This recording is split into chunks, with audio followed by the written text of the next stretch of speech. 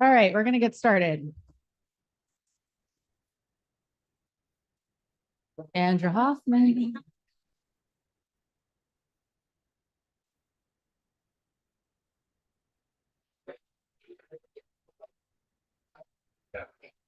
No worries. Hi, Andrew. Good to see you. Oh. Yeah. Yeah. She's back.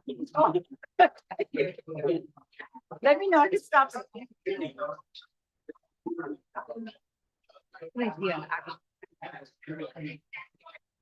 Okay, Lupe, can we get roll call, please? Trustee Buelna. Trustee Henderson. Here. Trustee Hernandez. Here. Trustee Hoffman. Here. Trustee Eno. Here. Trustee Vela. Here. Trustee Vettis. Here. Student Trustee Francis. Here. Thank you. Okay.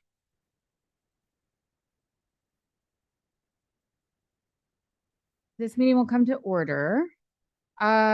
Today. Yes. Please rise. Trustee will lead us in the flag salute. And over your heart. Here we go.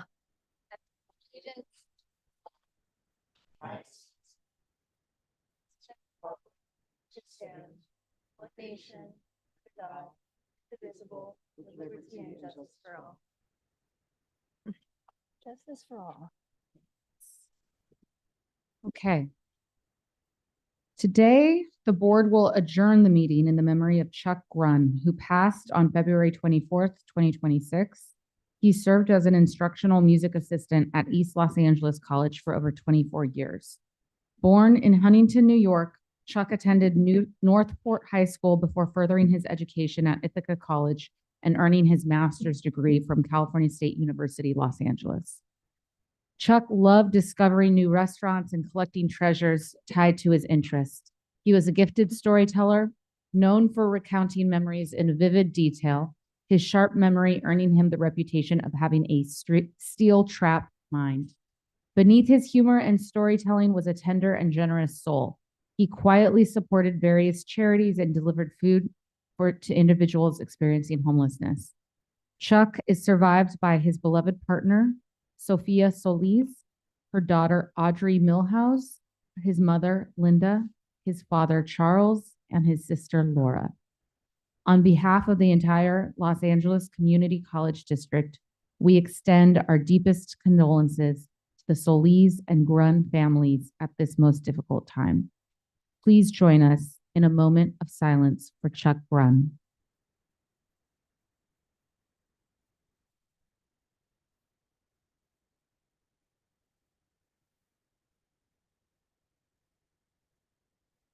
Thank you. Prior to proceeding with the regular board meeting, we will now recess to the committee of the whole. I am transferring the gavel to Vice President Hoffman to lead us in the next discussion.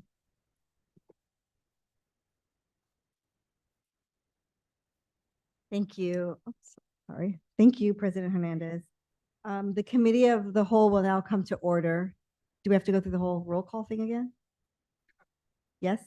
Okay. Student Trustee Francis advisory vote? Yes. Trustee Buelna? Trustee Henderson?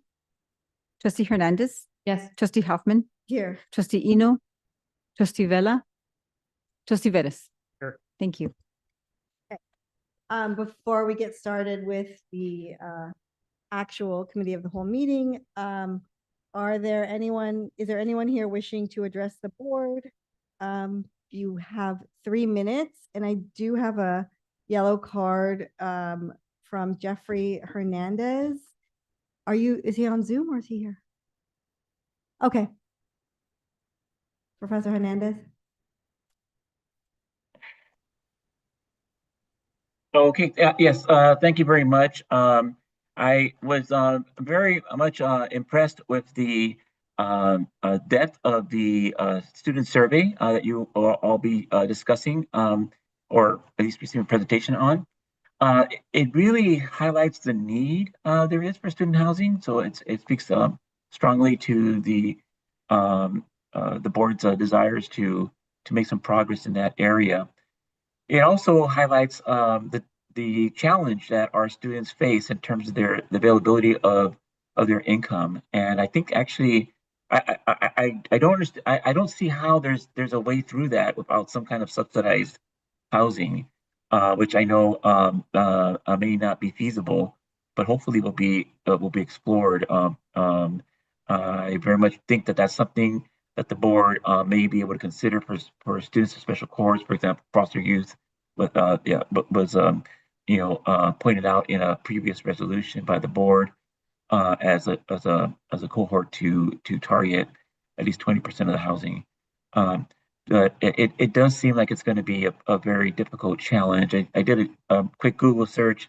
It looks like the average housing cost out there, it's going to be very difficult for students, given what their income levels are, their ability. And it seems very interesting that although presented as positives, I kind of saw it as negatives when we see how many students indicate that they probably wouldn't go forward with student housing, because presumably other variables like the 3-year limit, and perhaps other variables that weren't included in the survey, or at least not in the report. Again, a lot to review, a lot of good work there. So I applaud. One last comment I do have to make, and this pertains to that report, as well as other reports on the agenda. I see that I can download it when I save link. I can download it as a PDF, which, as you know, PDFs are not accessible format. And while I'm able to look at it, I think in HTML format, in terms of the way it appears on my end, I think we really need to move away from relying on PDF when possible. I'm curious as to why this wouldn't be a report in a PowerPoint made fully accessible by the ADA standards. I know April 24th it has yet to arrive, but I do hope that we would even in board meetings and other meetings try to do more for students who have to rely on screen readers and who should have access to download just like others. Okay, that's it for now. Thank you very much. Thank you, and I really appreciate your comments. So thank you so much. Okay. Joining us today is Dr. Lee Sata, Vice Chancellor and Chief Facilities Executive, to present the Student Housing Survey outcomes. Do we not have our guest speakers here today as well? Okay, great. Thank you so much. Okay. We saw this presentation at the Facilities Committee, and I think we wanted originally to have a full-blown, and I'm still hoping we can do this, study session so that we actually could spend a good chunk of time asking questions and addressing some of the issues that Mr. Hernandez just brought up. But please go ahead with your presentation. I think during Committee of the Whole, we might not have the opportunity to have as robust of a conversation as I had hoped. So thank you. Thank you, Vice President Hoffman and members of the board. We're here today to share with you the results of a student housing survey that was put together by our housing team. I'm going to have them make the presentation. I'd like to introduce to you, and many of you have already met them, Ava Bromberg with Creative Urban Solutions and Ann Voles with the Voles Company. We had quite a good turnout and response to the student survey of nearly 9,000 students. So we're here to present the results to you and, of course, receive your comments, and acknowledging Trustee Hoffman's request. If we can find more time, we're always happy to do so. Thank you. Ava?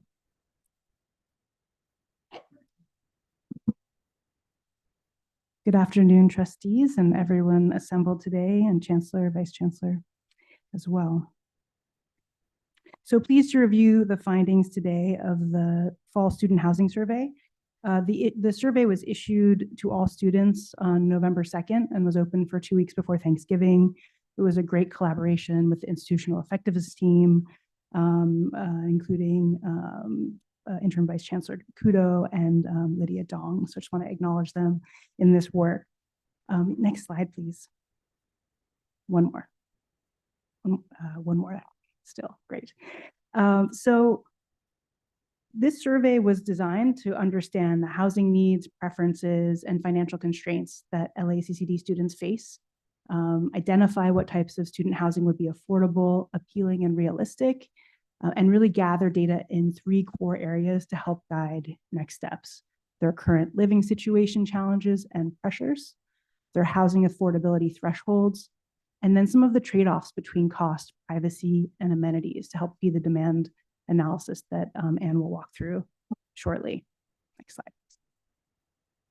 And as Dr. Sata mentioned, we got a really incredible response rate, representation across all the schools, which you see here, a great completion rate for this survey. So this means we had strong participation across all the colleges, robust coverage across full-time and part-time students, enough depth to analyze affordability, housing preferences, and unit load patterns, and that you can treat this as suitable, right, to guide campus level and district level decision-making. So all the campuses exceeded that sample size for statistical validity. Next slide, please.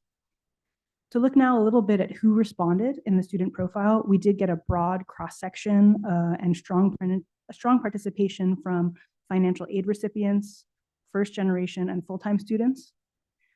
Nearly half of respondents were enrolled in 12 plus units, signaling strong engagement. And 58%, you see there on the bar on the right, the largest bar on the right chart, of housing interested students plan to transfer to a four-year university. So highlighting the role in stable housing to support educational pathways. You'll start to see here the difference in the N values, and that just to point that out now, is either because of only housing interested students, people who said I would live in housing were asked a certain question, or because they would be able to make multiple selections. So we'll go through that. Next slide, please. So quickly here, we asked about how they take classes, virtual, online, a little bit of both. And the main takeaway here is that regardless of their learning format, a majority still really use campus facilities with library and study spaces and computer labs and basic needs in high use. Next slide, please. In this next section, we really calling out the core categories around which we asked questions and then analyze the information: household composition, current living situation, their interest in student housing and its academic impact, financial conditions, room and unit preferences, and desired amenities. So we're going to walk through those quickly with some highlights in the interest of time for discussion. Next slide. Great. So students predominantly live with family or rent. So you see that here. We've broken up the data in city side, valley side, and seaside campuses. So and then the district overall numbers. So you can compare those. You have, I think, interesting data point here on the bottom right. For those who identified as housing insecure, which was about 1,054, 97% of them said they would reside in student housing if it were available. Next slide, please.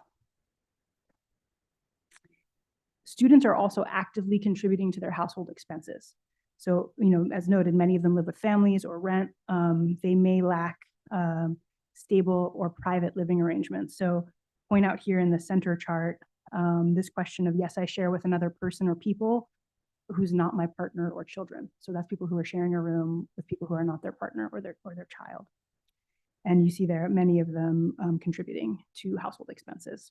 Also a surprising data point here about how many of them would bring a car. Next slide. With respect to their zip codes of respondents, we also wanted to map and understand where folks live today that we were hearing from. And you see here that students live across LA County. The strongest clusters are in the San Fernando Valley, especially by Mission College, and in Central LA, especially near Trade Tech, with the distributions there on the left. Next slide, please. Great. Here too, long commutes are common across the district, especially at West, Pierce, City, and Trade Tech. reinforcing that, suggesting that on-campus or near-campus housing could meaningfully reduce travel burden. You see there that the longest commutes by a little bit, but averages are pretty similar for Los Angeles. Next slide, please. This is my favorite slide. It is the one that tells us the most about not only how the demand for housing is universally high, but how people responded to the question of whether it would, and what we learned is that it would providing it would directly improve academic momentum across the district. So these patterns held consistent across the 9 colleges, since we wanted to show them per school. The district-wide snapshot, right, of the 89 and change 100 respondents, 7,400 of them said they wanted housing. 67% said they would take more classes if housed, and 48% would become full-time. Next slide, please. Nearly half of the students, we did ask about how a 3-year time limit would affect your moving. We didn't say it would be this. We just asked them, how it would affect their moving. About 45% said it would have no impact on their decision. Another 17 said it would slightly less. Only 5% said it would be a major consideration for them, major impact. And then you can also see here on the right that, looking back, we asked them to look back if it had been available when the survey went out in the fall. They definitely would have or might have chosen, more than half definitely would have or might have chosen housing, indicating some strong latent demand. Next slide, please. This slide looks at the preference for location. We let people pick as many as they wanted to. Would you live, irrespective of what their home college was, which we did ask them about. So this number, right, is higher because people could select multiple options. But in terms of proximity to each school, you can see there on the left the chart by college. We also asked students about whether they'd be interested on living on a CSU campus. And so that's the district-wide cut of those students on the right-hand side. So strong, significant number would live close to Cal State schools. Next slide, please. Almost done.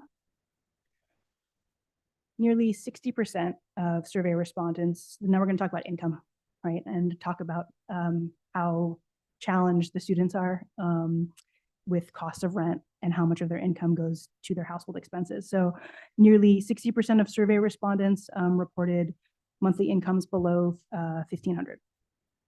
So many students relying on financial aid as primary sources of support.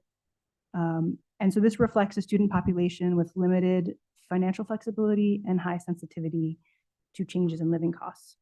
On the bottom right, I want to call out that the more credits a student takes, the more they rely on financial aid, which you see represented there on the bottom right. Those who are part-time are largely funding their college education from wages. Great. Next slide, please. So overall, when we start to look now at averages of what students are paying, we broke this down based on how they responded to whether they rent or own or are living with their parents or are housing insecure. So on the right-hand side, that's the district average, and then the weighted district average across those four types of tenure. On the left-hand side, you see the numbers of the respondents broken down by college and then by college region. On average, right, $1,308, they're paying an average of $1,382 for housing, with Valley had the highest monthly spend at a little over $1,500. And those that are experiencing housing insecurity or living independently face the highest housing burdens, often paying sometimes twice what students living with their parents pay. Next slide, please. So when we start to look at that across so we ask them a bunch of different ways, right? What do you currently spend? And then what is your average monthly income? So we started to look at this slide puts those things together, the column on the left showing their spend, the column on the right showing their income. So students really face a structural affordability gap. Even the highest earning groups report incomes that don't keep pace with typical rent and utility costs. Renters in particular reported spending just under $1,700 a month while earning a little over $1,600 a month, reinforcing the financial strain that drives instability and shapes housing realities. All right, next slide. In this section, we start to analyze what was a really robust segment of the survey that was developed in conjunction with the VOLS team to make sure they could get the data they needed about room types and preferences and cost. So this is where we started to test preferences. Were student housing available? And we showed pictures of what these rooms, layouts might look like. So couple things to point out. One, that a strong preference for privacy persists across colleges and demographics, like strongly, with 81% preferring a private room. Who wouldn't prefer a private room? And students, were shown, as I said, real unit types and prices, and then they were asked what they preferred and what they could realistically afford. The traditional single was the most popular option. We think also by virtue of combining privacy and value in terms of the costs that were displayed. Costs remain a major constraint. So 67% who rejected a unit did so because it was too expensive. When prices are lowered, so if basically folks said, I'm not interested, and we asked them why, they said because it's too expensive, then they got to see the prices lower, and they had like 3 shots at that. So when prices are lower, some do shift to smaller private spaces or modest shared options. So this makes sense. I'll take it if it's private, but when they're constrained, they will go for smaller options. So that's about the trade-offs. Next slide, please. Then when we asked them to match their room preferences with their ability to pay, students reported a willingness to stretch beyond their budgets for more privacy, even if it was beyond what they could afford. So this is it's a survey, right? We're getting a snapshot of what people are reporting. But we asked this basically 3 times, and you start to see the numbers change, right? What could you comfortably pay? $848, right? What is the maximum you could pay? $1,012. And what would you stretch for if the unit type that you preferred was available? So that's what that range represents on the left-hand side. Next slide, please. All right, the last 2 slides here, just one looking at amenities, what students really want most. Safety and security came up, as the #1 concern. They want independence in daily living. Convenience matters, proximity to campus, quiet spaces, parking, and supportive services are valued by smaller but important groups. And so you see there the distribution of responses on the right. And then this last slide, it's a little bit complicated, but on this last slide, next slide, please, is a kind of cut that's looking at rent elasticity across some of the groups that have come up in our prior conversations with the board. So you see here that what I just walked you through on the prior slide of what people said was their comfortable, their maximum, and their stretch. And so you see the responses based on whether students identified as a college promise student, whether they were on financial aid, whether they were neither on financial aid nor a college promise student, and whether they were international. So you start to see there the delta between their monthly income and how they responded to those 3 questions. So that is the survey analysis. And I think Anne's going to speak, and then we'll come back for questions. Great, thank you.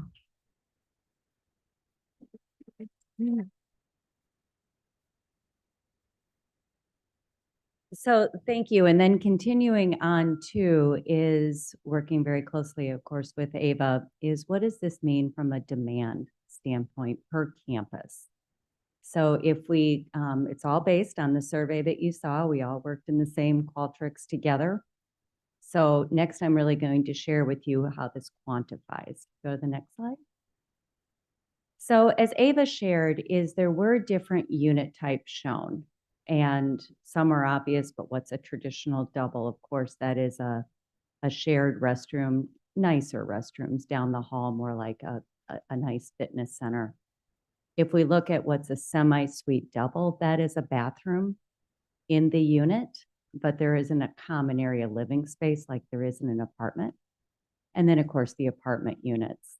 And as you can see, too, is as you go from top to bottom, there's more and more independence for that desire for that single room. But of course, that becomes more expensive. So that really ties back to those slides that Ava was sharing.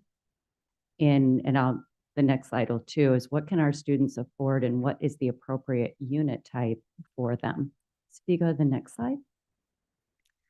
So when demand is quantified, you don't just take everyone, the whole pool, 9,000 students, and some say yes and some say no, and it's that straightforward. So we really do rely on the data that we had already from ABA. We take out these factors. If they're a homeowner, for example, they are not put in the reasonable available market. Most students would not sell their house and then move into student housing. And of course, they said they weren't interested. And we also we took out 50% of the students that said they might sign a lease. So not all the maybes go into the yes category. You go to the next slide. So I know these numbers are small and there's a lot of numbers because you all have 9 colleges, so it's hard to fit them all on a slide. But as you can see too, is really looking around at that total demand in the base rents. So we also showed, I should have explained on the last slide, we showed a base rent. And then if they said, I really like it, but I can't afford it, they saw a discounted rent and discounted by about 15% or so.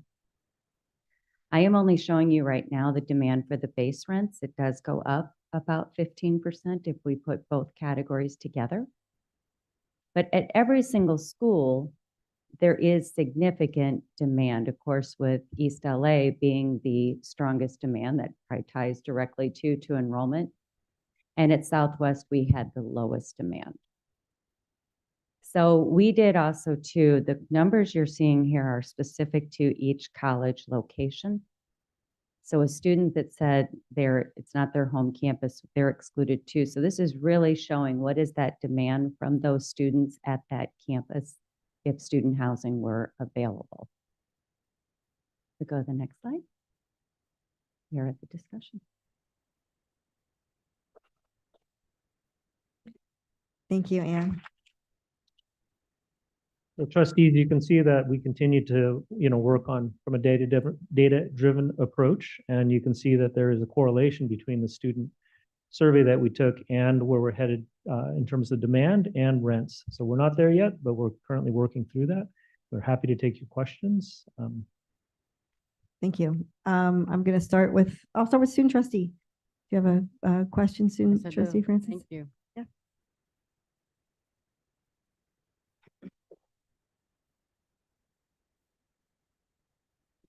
Good afternoon. Thank you, Ava, for the report as well. It was amazing.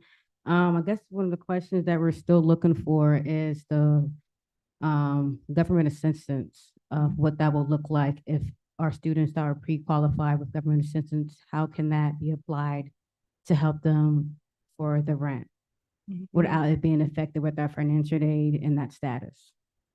I don't know that I don't think I know the answer to that specific question, how it affects them. Do you have any Yeah, insights? I mean, maybe I can answer it this way, Trustee Francis, by saying that we are, still going through the data. And I think what we'll share with us is that we'll end up setting some sort of a consistent rent.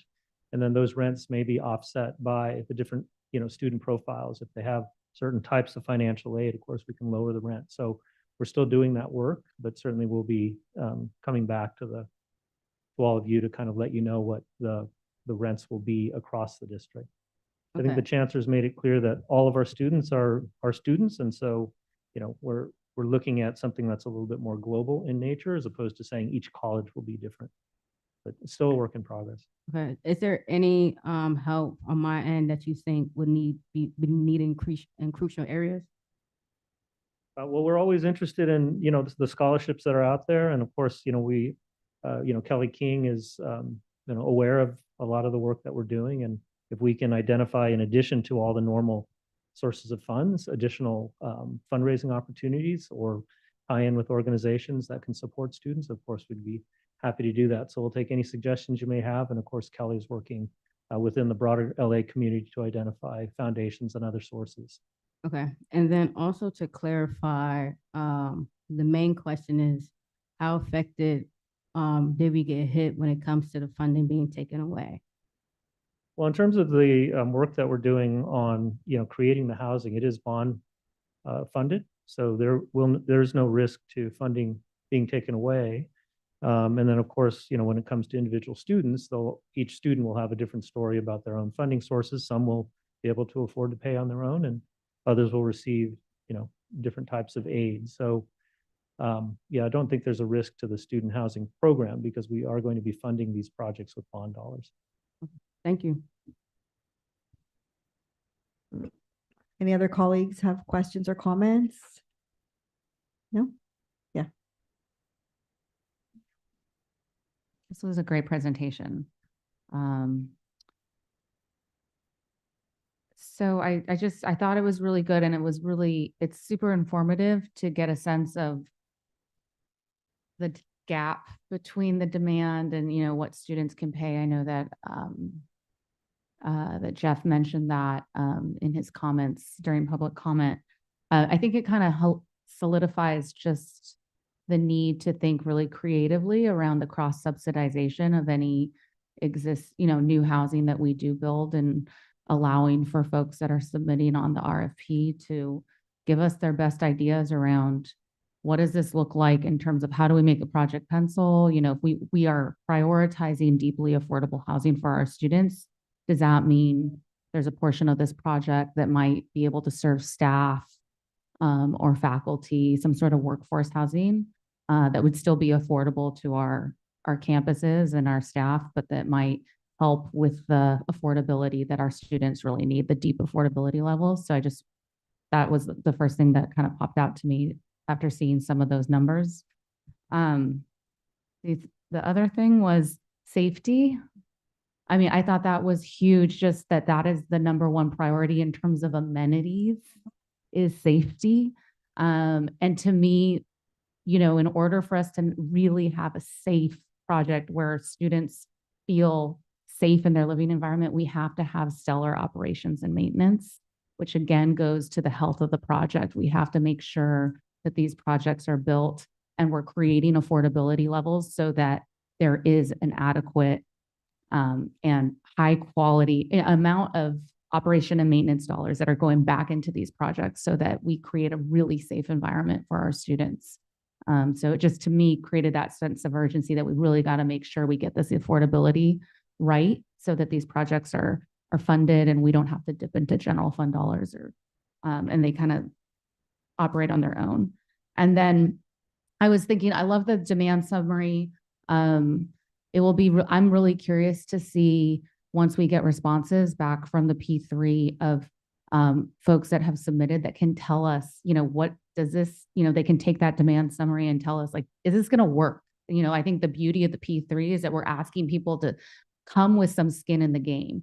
They're not just going to build this project and leave. They're going to have to make sure that it's successful and that it runs well. And I think that, if we can get some folks that are submitting that really know the LA markets and can create, give us a really good sense of how do we make this work? It's a challenge, right? Where you have students that are well below even basic affordability levels of what they can pay for rent. And so I'm really excited to see what sort of responses we get so that folks, some of the, we get some great applicants that can tell us, like, how do we make this work? So thank you so much. It was really, really informative. And is this going to be, this is sent out to, I don't know, actually even know where we're at with the RFP process, but is this going to be sent out to folks once they submit or before they submit?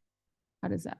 Yeah, I can share with you the dates of the RFP process. It is out on the street, and we have been asked to see if we can push back the deadline a little bit. It was supposed to be due on April 17th. Okay. So we'll probably be asking for a little bit more time, but that'll just mean hopefully more thorough and better applications. In terms of sharing of data, do you want to speak to that, please?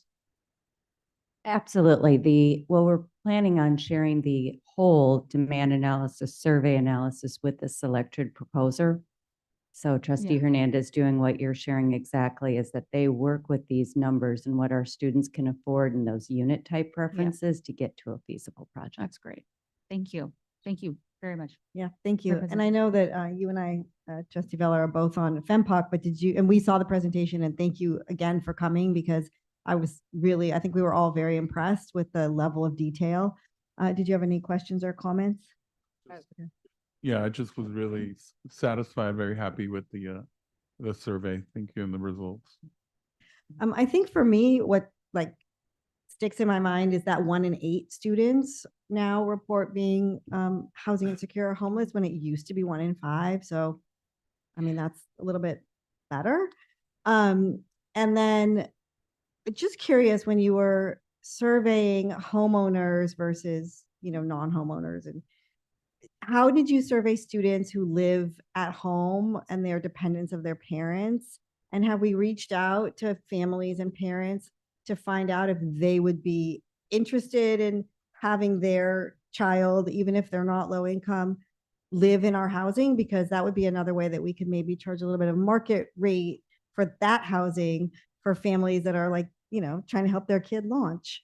Did we do any kind of a survey with dependent students? So we surveyed all students. The survey went out to 119,000 students. Can you move the mic a tiny bit closer? Sure. Oh, thank you. Sorry. We sent the survey out to all students, 119,000 or so. So that was irrespective of their, dependent status or any other status. And we only asked them questions about their living situations, right? So I think what we learned that's meaningful is that people are contributing to their families. We don't know though if they are the kid or the parent, right? By the in this cut of the survey. So I think you would have to go out and ask, a specific set of questions to answer the question that you're raising. But we did survey everyone, right? So we don't know that specific. Okay. Yeah. I mean, I'm specifically thinking about Pierce College because that's a community where, yes, we do have needy students. We do have independent students and older returning students that are struggling. But we also have a community where students live at home with their families in that neighborhood, wondering if those students, or if we could do some kind of a separate Yeah, I was going to say, survey. we can cut the data for people who said that Pierce was their home college, right? We can look at any of the analysis that we just sort of shared at the district level for any of the schools and see whether there's a difference. So that's another option, is to just sort of see what we learn by diving in. Right. If I may just add to that and maybe answer the question slightly differently, I think it's loud and clear to us from board comments and other places that we're going to make a sustainable housing program, right? Financially sustainable included. So this is why we're not yet prepared to announce rents or things like that, because it is a balancing act between ensuring that we attract the students that are full pay potentially, and setting a rate that's fair to them, while at the same time being able to offer rates for the students who need, have an equitable solution so that students who may need more help can get that help. So it is, and of course, balancing that against the cost of construction and all the other things that we consider, it does mean that it's a more complex issue than just kind of picking a number. And I know that's not what you're implying at all, but that's what we're working through. Right. I'm only asking because we prioritize peers, and it would be nice going in before we get too deep into like, what are we going to develop, if we kind of know what the interest is and what how many students, and get some sense for, are we going to be able to fill it? I have a couple things. So first of all, is you saw a very small snapshot of the demand analysis. So the selected developer 2 would have much more detail. Great.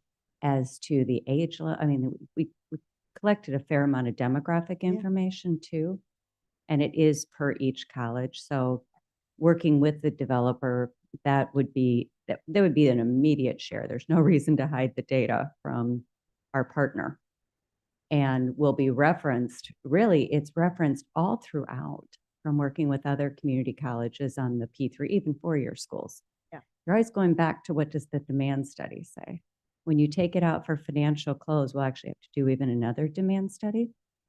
And they are very closely looked at, and it will be very closely looked at for Pierce College, of course, and LA City College. Okay. Thank you. And Trustee Veras. Hi, thank you. And I apologize for not being part of this one, but I got a chance to get it during FEMPOC here. So very familiar. And I know this is kind of a tough survey approach, but I'm going back to think about the difference between our student housing conversation and, let's say, what would happen at a UC school or USC, UCLA, where there's sort of like a move-in date and a move-out date. did we consider sort of how to, because it sounds like in most of our dialogue has essentially been dealing with them as students, but not necessarily in a model that looks like the traditional dormitory housing where you're in your 10-month-a-year program. Did we consider a way to sort of test and assess whether people just wanted housing to exist for, let's say, a 2-year window and stay in the same dorm space, or whether it was the kind of thing where you go a move-in date and a move-out date and move around? Was that any part of our consideration? The way we asked that question was, if housing were only available for 3 years, 'cause I think the assumption was a 12-month, it's not in and out. Continuous, like Yes, stay in your dorm for the 3-year period. Correct. Okay. So we only asked in terms of whether a 3-year limit would affect their interest, and only 5% said it would take it off the table for them. Of the folks who said they were interested in housing, 5% of them said, if there was a 3-year limit, I wouldn't be interested. And then there was another subset that said it wouldn't affect them at all. The rest of them wouldn't affect them at all, or just slightly. Yeah, and at the FEMPA committee, we discussed like sort of when you don't become a student anymore and how that all works. Of course, that's the window, but I think what we have is, we certainly have working students. A good portion of our students are working adults, and seem to be longer term in the conversations, and potentially with some of the transfer options may want to be staying more than the 3-year conversation, because it might be connected to a transfer school that's close by. So, but yeah, I'm glad you pointed it out, because it didn't come out clearly if you were testing that piece of it, but I can see how that was phrased. So thank you. Thank you so much for being here and coming back to us again. Really appreciate the work and really grateful that we were able to see the presentation. Yes. I'm sorry. Oh, I'm sorry. Did you have another question? You answered it. Thank you. Oh, okay. All right. Thank you. All right. Thanks so much. Okay. The committee of the whole is now adjourned. And I'm transferring the gavel back to President Hernandez. Great. The regular board meeting will now reconvene. May I have roll call, please? Student trustee Francis, Here. trustee Buona, trustee Henderson, Here. trustee Hernandez, Here. trustee Hoffman, Here. trustee Eno, Here. trustee Vella, Here. trustee Vettis. Sure. Thank you. Great. The First Amendment of the Brown Act guarantees a member of the public the right to criticize a public employee or public official in the performance of their duties. However, speakers are encouraged to focus their comments on issues relevant to the conduct of the public's business rather than on private and unrelated matters. Speakers are reminded that the Brown Act and First Amendment do not protect defamatory statements made, which may subject a speaker to personal liability. Are there any members of the public signed up to address the board regarding regular agenda items? Yes, ma'am.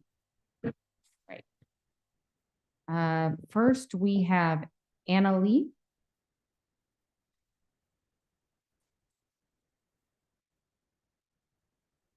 Afternoon, Board of Trustees and Deputy Chancellor Nicole Abel. Yes, I see Dr. Roman is not here. My name is Anna Lay. I'm the Academic Senate President at LA City College, but I'm actually speaking today as personally. I'm here to speak on the resolutions I-1 and I-2 before you. While I appreciate the board's recognition of Sexual Assault Awareness Month and Denim Day, these gestures are not enough. Many in our district community are asking for a stronger, more proactive commitment to preventing sexual misconduct. I want to raise concerns about the hiring and sometimes rehiring of individuals into positions of power who have serious allegations of sexual misconduct. The district has a responsibility to protect students and employees, not just in policy, but in practice. The district's own commissioned Cozen O'Connor report revealed systemic failure, complaints not investigated, cases dismissed, and a lack of accountability even when misconduct was substantiated. That is not a functioning Title IX system. It is a liability management system. I know that's not just from reports, but from personal experience. I went through a Title IX process in this district, and it did not feel designed to address harm. It felt designed to close the case. And similar patterns appear across other processes, raising a broader concern that these systems are built to shield the institution not the people in it. As Trustee Wellness said, the playbook is the same: delay, deny, defend, and bury. So when individuals' credible, quickly available allegations, including sworn testimony, are placed in positions of power, ignoring that information is not neutrality. It is willful blindness. There is a flawed argument that if no formal Title IX complaint was filed, or if a lawsuit was dropped, the district has no responsibility to consider past allegations. But responsibility is not limited to formal complaints. It includes what the district knew or should have known. When credible information exists, ignoring it does not reduce risk, it creates it. We also have to be honest about context. Many of these incidents occurred when Title IX processes were handled locally and, frankly, poorly. When systems are ineffective or re-traumatizing, people do not come forward. The absence of a complaint does not mean the absence of harm. We cannot use those past failures to justify inaction now. And this extends to hiring. When vetting is done locally without specialized training, the district is not exercising due diligence. It is creating predictable gaps where serious concerns are missed. Protecting our community requires more than policies. It requires acting on credible information. So I'll leave you with 3 questions. What are we choosing to ignore? Who is put at risk because of it? And is that risk worth it? Thank you. Thank you so much.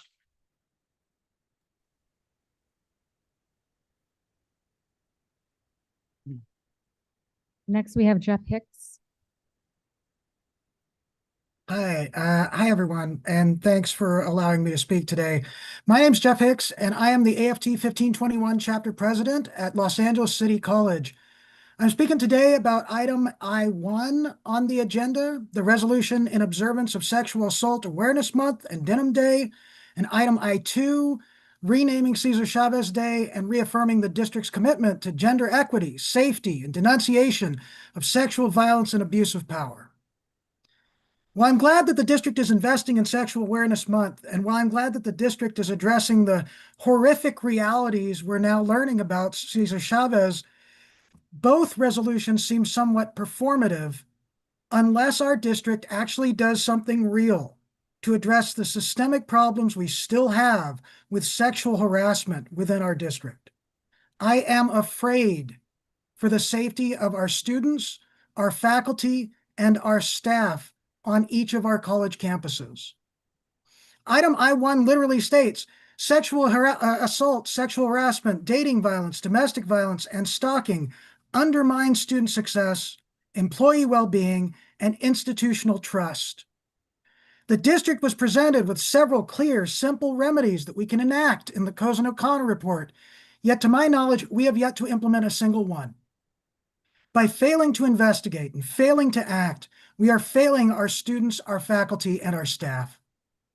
We can start by decentralizing the Title IX reporting process and by improving the Title IX reporting website and procedure so that students, faculty, and staff find encouragement and help instead of frustrating bureaucracy. We need to be able to find help on our individual colleges and be able to talk to people we can trust. We can also stop shuffling employees facing allegations of sexual harassment from one college to the next. And we can improve hiring in the district so that a simple Google search doesn't make students afraid for their safety. I'm glad for the resolutions being brought forth today, but I'll feel a whole heck of a lot better when the district actually does something real to address sexual harassment on our campuses. Thank you.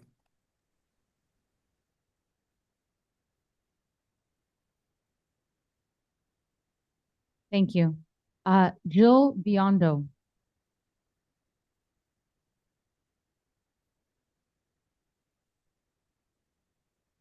Hello, my name is Jill Biondo. I'm a faculty member at LA City College. I'm speaking also about the same item. I have some concerns that are directly and troublingly related. In April 2025, a California court appeal issued its decision in Odom versus LACCD, a case in which this district was named defendant. That decision identified a former LACCD employee in connection with sworn testimony alleging that female student workers were subjected to sexually explicit comments, required to send outfit photos to their supervisor, and retaliated against for objecting. LACCD's own legal counsel received that decision directly. In September 2025, the district received the Cozen O'Connell Title IX report documenting that 62% of sexual harassment complaints against LACCD employees were never investigated and that no discipline was imposed in any case, including the one substantiated finding. In March 2026, with both of these documents already known to the district, LACC hired back that same individual back into LACCD, back into the district where this history allegedly occurred. This district was named defendant in the case. This district received the Cozen report, and then this district hired this person back anyway at a higher level. I'm asking for the record what due diligence was conducted and which of the Cozen's report's recommendations have actually been implemented. Students, faculty, staff, and the community all deserve an answer. Thank you. Thank you. Lupe, do we have any other? That's it.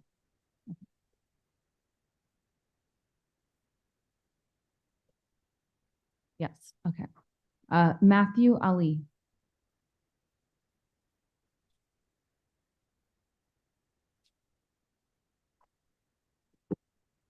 Yeah, my name is Matthew Ali. I'm a student reporter with the Los Angeles Collegian. How does the board justify, or how does the board have a zero tolerance policy in regards to sexual harassment and then hire someone who threatened a female employee? Or at least he threatened the claim was made that he threatened a female employee during testimony in the Odom case, or the Odom v. LACCD case. How can those two things exist at the same time? The alleged actions of this person and that stance. It just doesn't, it's a contradictory thing. And at the same time, LACC has also hired someone, a speaker for Black History Month to come on campus, who was also accused and investigated at Georgetown University. I just don't really get how those two things all of those things can coincide. So I just hope that all of those things and the Cesar Chavez issue are addressed today. Thank you.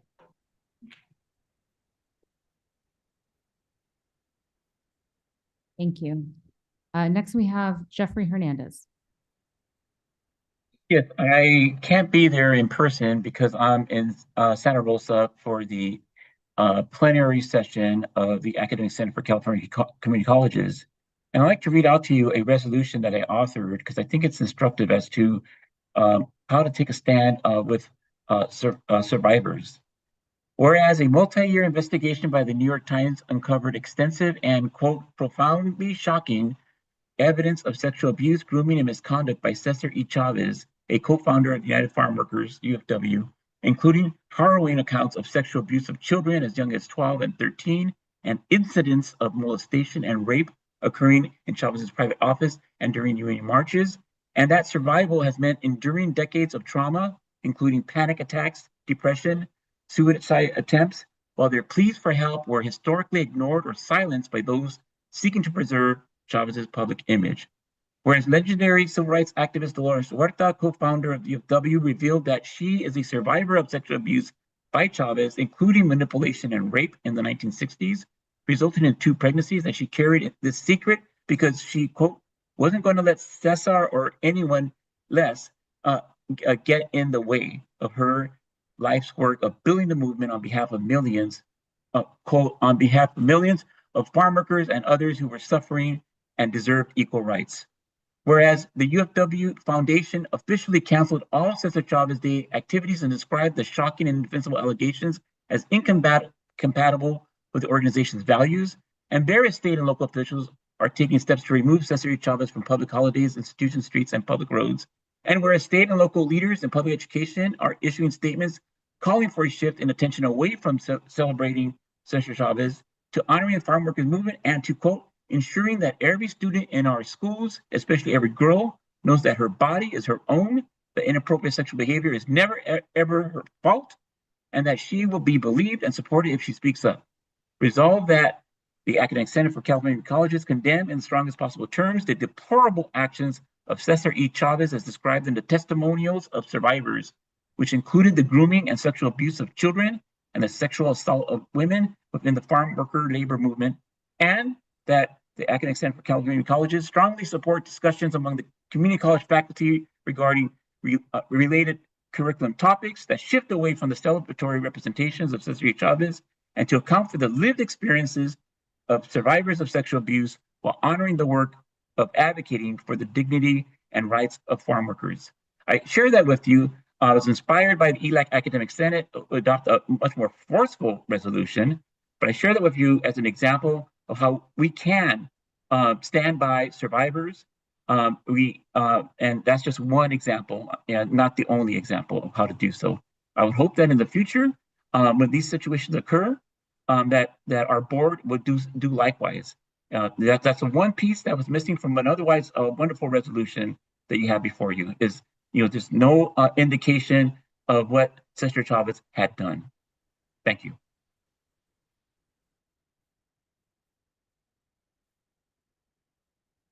Thank you.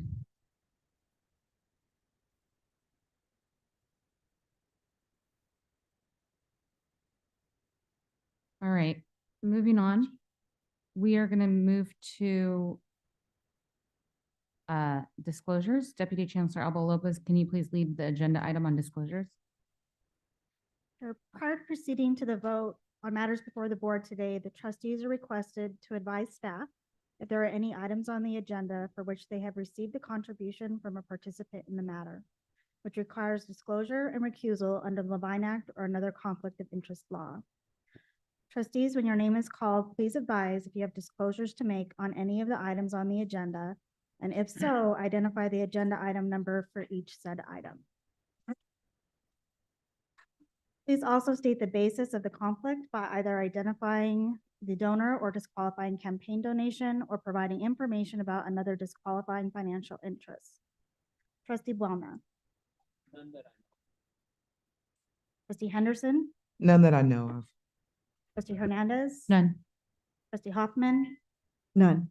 Trustee Eno. None. Trustee Bella. None that I'm aware of. Trustee Veras. None that I'm aware of.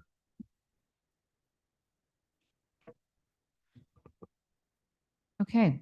The Los Angeles Community College District holds land that originally and still are inhabited by the Gabrielino Tonga Gabrielino Band of Mission Indians, Kits Nation, and the San Manuel, San Fernando, and San Fernandino Tataviam Band of Mission Indians.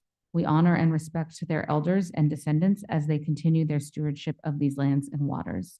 Before we proceed, Deputy Chancellor, are there any changes to the agenda and order of business? Yes, we would like to remove item K14 under aggregate matters, specifically purchase order 4500334975. Okay. May I have a motion and a second to approve the agenda and order of business with that requested amendment? Moved by Trustee Buelna. Second by Trustee Veras. Roll call, please. Student trustee Francis, advise your vote. She stepped away. Absent. Trustee Buelna. Yes. Trustee Henderson. Yes. Trustee Hernandez. Yes. Trustee Hoffman. Yes. Trustee Eno. Yes. Trustee Vella. Yes. Trustee Veras. Yes. Thank you. Great. May I have a motion and a second to approve the minutes of the regular board meeting and closed session of March 4th, 2026, and the special board meeting of February 18th, 2026? So moved. Moved by Trustee Vella, seconded by Trustee Eno. Any discussion? Roll call, please. Trustee Buelna. Yes. Trustee Henderson. Yes. Trustee Hernandez. Yes. Trustee Hoffman. Yes. Trustee Eno. Yes. Trustee Vella. Yes. Trustee Veras. Yes. Thank you. Great. Moving on to item G, do any members of the resource table wish to be recognized at this time to make comments before the board?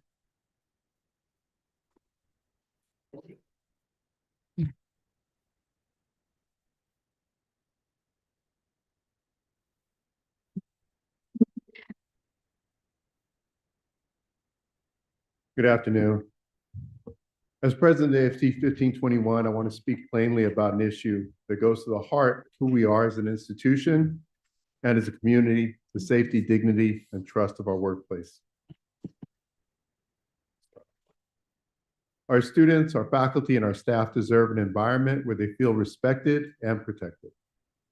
That begins with the people we bring into our educational system.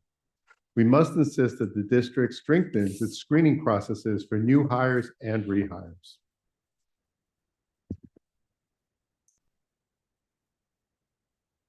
It is simply unacceptable for individuals with sustained findings of sexual harassment to move through the institutions without accountability. Strong vetting is not a punishment. It's about prevention, responsibility, and protecting our community before harm occurs. This is especially important when we recognize Denim Day, a day that reminds us of the harm caused when institutions fail survivors and dismiss their experiences. Denim Day is not just symbolic, it is a call to action. It challenges us to do better, to believe survivors, and to build systems that prioritize safety and accountability. I want to be clear that I'm not equating sexual assault to sexual harassment, but they are both born out of a misogynistic system that will not exclusively overwhelmingly victimizes women. We cannot ignore the structural issues that allow problems to persist. Our human resources departments are stretched too thin. When complaints are delayed, when investigations take too long, when communication breaks down, it undermines confidence in the entire process. Adequate staffing in HR is not optional, it is essential. If we are serious about addressing misconduct, then we must invest in the people and the systems responsible for handling these cases promptly, thoroughly, and fairly. And that brings me to an equally important point, due process. As union members, we believe deeply in fairness and the rights of all employees. Due process is not negotiable. It is the cornerstone of justice. But let me be clear, respecting due process must never be used as an excuse for inaction, nor should it be carried out in a way that is dismissive or insensitive to those who come forward. We can and we must do both. We can uphold the rights of the accused while also treating survivors with the seriousness, respect, and care they deserve. We can build processes that are timely, transparent, and equitable. This is not a contradiction. It is our responsibility. This moment calls for leadership rooted in integrity and accountability. It calls for a district that is proactive, not reactive. And it calls for a shared commitment from all of us to create workplaces where safety, fairness, and respect are not ideals, but realities. AFT 1521 will continue to stand firmly on these principles because protecting our members, our students, and our community is not just part of our work, it is the very purpose of it.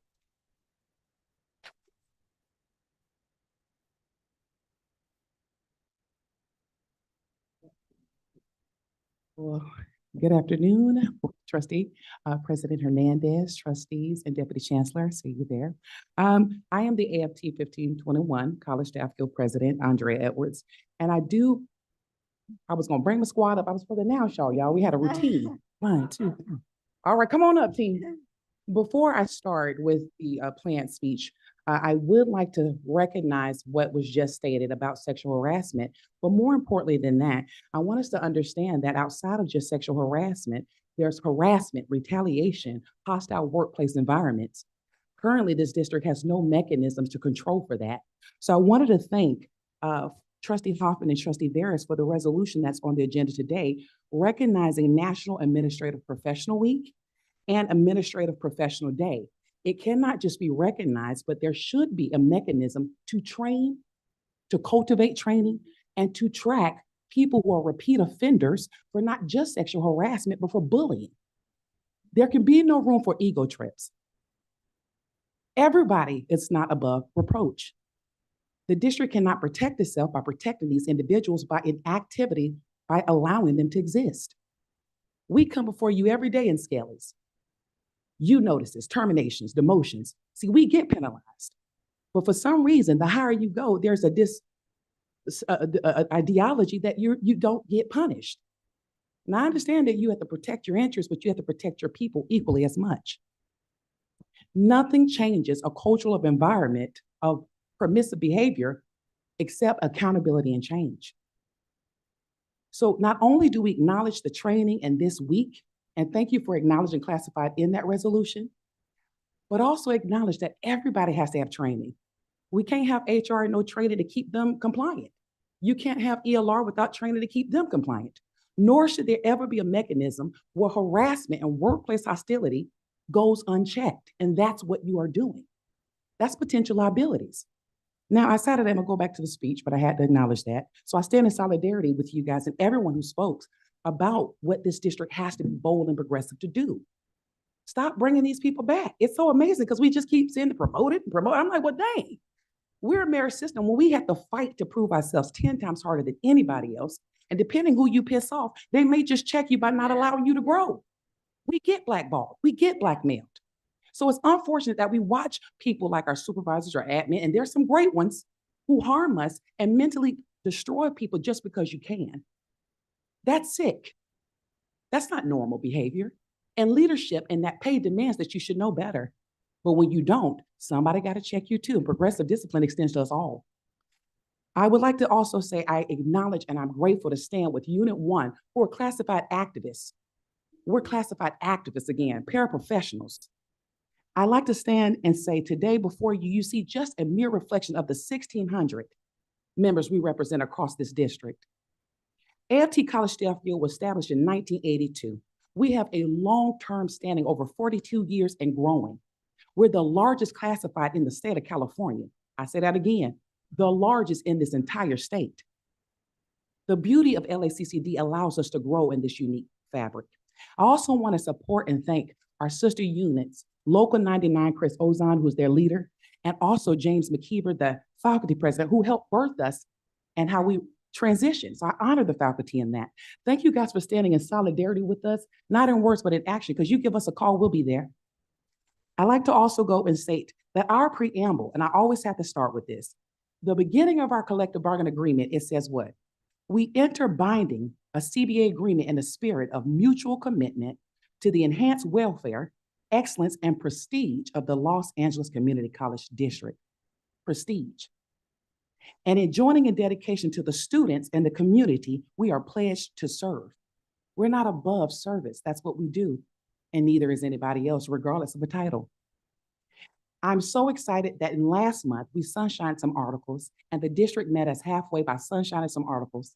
We would like to meet with that preamble and mutual agreement to excellence for this district to continue to be bold, revolutionary. We used to far exceed living wages. You made us equitable. And you guys know what equity is because we all say it because it's the new trending word, but it's also really looking at people and putting a ladder for those who don't have it. We are the mechanisms of this district. We are the face when the students first enter this door. We are the modality for which teachers enter classrooms and administrators can make policies, but yet oftentimes we're ignored when it comes to our expertise on what really works. Why do we have to beg to impart our wisdom and why can't we all shine? Behind me is a fraction of 1,600 people who keep this district moving because all of us are here to serve students. You cannot birth critical thinkers and students and then destroy the critical thinkers who are trying to impart something to you. That's hypocrisy. We can't be liberated and also tie our hands. So I am happy to start, and I like to lead by saying this. This is a reminder to Unit 1 that's watching, and to our board, I thank you for making sure that we move in excellence. And I can't wait till we sign and finish. Jesus. But this is a reminder that power, we are stronger, resilient, and we are proud. We rise together, we bargain together, and we will win together. Because there is truly no class without classified. Thank you.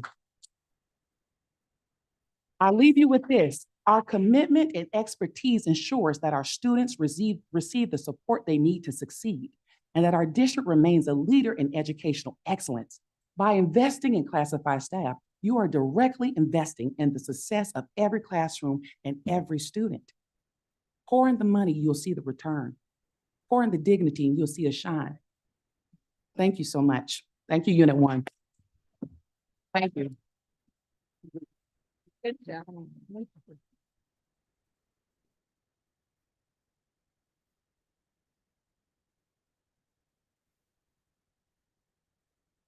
Thank you. Do we have anyone else from the resource table? Okay. Let's see, you 721. President Edwards, you're a hard act to follow, I want to tell you. So eloquent. We over here talking like, great, excellent job. You inspire me. Investment in classified staff. I have to echo that. Good afternoon, board members. Deputy Chancellor Alba Lopez. Of course, my name is Bruce Hicks, Operations Manager, Plant Facilities at West LA College, and I'm also the LA CCD President, Supervisory Bargaining, SEIU 721. I'm here tonight to speak directly to our members and to this board. To every member of SEIU Supervisory Unit watching or present, your chapter has been standing up for you, and we continue to stand up for you. You don't need to take any action. We are handling this. What I'm here to say to the board and to my members is this is your update. Since March of this year, this chapter has been engaged in a formal enforcement campaign to protect the structural integrity of our bargaining unit. The district has systematically failed to fill supervisory positions. It has failed to maintain our union's composition. It has failed to consult and bargain with SEIU Local 721, making decisions that directly affect our members. That conduct violates Article 23 of our collective bargaining agreement and California law. We put the district on formal notice, we built the record, and we are enforcing our contract. And yesterday we went further. The district issued a directive removing our supervisors from the grievance respondent function of every step of the grievance process across all 9 campuses and district office. Supervisors who have performed this function for nearly a decade were stripped of that authority. There was no notice to the chapter, not one notice. There was no bargaining, none. There was no legal basis provided to us. So on April 7th, the chapter filed a formal demand for meet and confer with district leadership and simultaneously filed an unfair labor charge with the Public Employees Relations Board. The district has an obligation, listen to me, an obligation to bargain before making changes to our unit and to any unit. That's a California law. They did not. That violation is now documented and before her. To this board, I want to be very clear to what's happening here. We are one of the smallest bargaining units in LACCD. 243 positions, 67 classifications. And I believe the district is counting on our size and think we won't act, which doesn't make sense to me. But you guys haven't probably counted on us documenting everything, enforcing our contract, and not standing down. Non-represented administrators do not do our job. They do not hold our classifications. They do not carry our accountability. They are not covered by our contract. The work of this unit belongs to this unit. I'm here to stand on the fact that the work of this unit belongs to our unit. And we're not going to allow the integrity of what we do and who we are to be quietly transferred away without a fight. What you are witnessing tonight is not an isolated complaint. This is a documented pattern of malfeasance across 9 campuses. It's not a mistake that the district didn't bargain with us. It's not an oversight. It's not an administrative gap. It is the intentional misuse of institutional power to harm the people that the power is supposed to serve. Positions left vacant, duties reassigned without bargaining, our members overlooked, and our unit diminished step by step. This chapter has documented all of it. We have filed on all of it, and we will continue to stand on all of it, regardless of the opposition we face. The path to resolution is straightforward. The district knows what it needs to do. To our members, we are SEIU Local 721. And let me remind you, we built this chapter under pressure from administration, under pressure from the outside, under pressure from contracting out. And we will defend it the same way under that same pressure. When we fight, we win. Thank you. Thank you.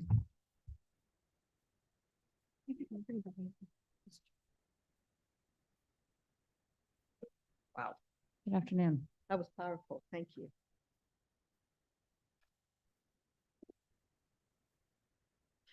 Good afternoon, trustees. Deputy Chancellor Alba Lopez. It is good to see you again. The administrators and Teamsters have been very busy.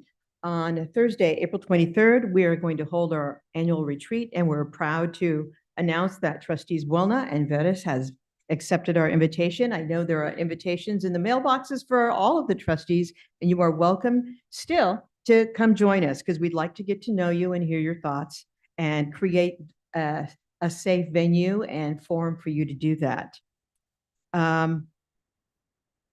You know, as I sat here and I've listened to the comments of our fellow organized labor, I am reminded of the power of words. And I would like to just share something with you, as April, as we all know, is National Poetry Month. I know it seems rather unusual for me to say this, but my colleague, Dr. Donna Mae Villanueva from Pierce College, shared a poem with me, and I'd like to share it with this room. It speaks of strength through collaboration and unity, something we do here as representatives of our constituency, and has clearly been a theme of today's comments. And I'm going to do my best to honor the words. I don't normally read poetry aloud or in public. I'm a musician by trade, but I think this might be helpful for us today. The low road. What can they do to you? Whatever they want. They can set you up, bust you. They can break your fingers. They can burn your brain with electricity. They can blur you with drugs till you can't walk, can't remember. They can take away your children, wall up your lover. They can do anything you can't stop them doing. How can you stop them? Alone, you can fight. You can refuse. You can take whatever revenge you can, but they will roll right over you. But two people fighting back to back can cut through a mob. A snake dancing fire can break a cordon. An army can meet an army. 3 people are a delegation, a cell, a wedge. With 4, you can play games and start a collective. With 6, you can rent a whole house, have pie for dinner with no seconds, and make your own music. A dozen make a demonstration. 100 fill a hall. 1,000 have solidarity and your own newsletter. 10,000 power and your own papers. 100,000 your media. 10 million your own country. It goes one at a time. It starts when you care to act. It starts when you do it again after they say no. It starts when we say we, and we know who you mean. And each day you mean one more. Thank you for listening. Have a glorious April. Thank you.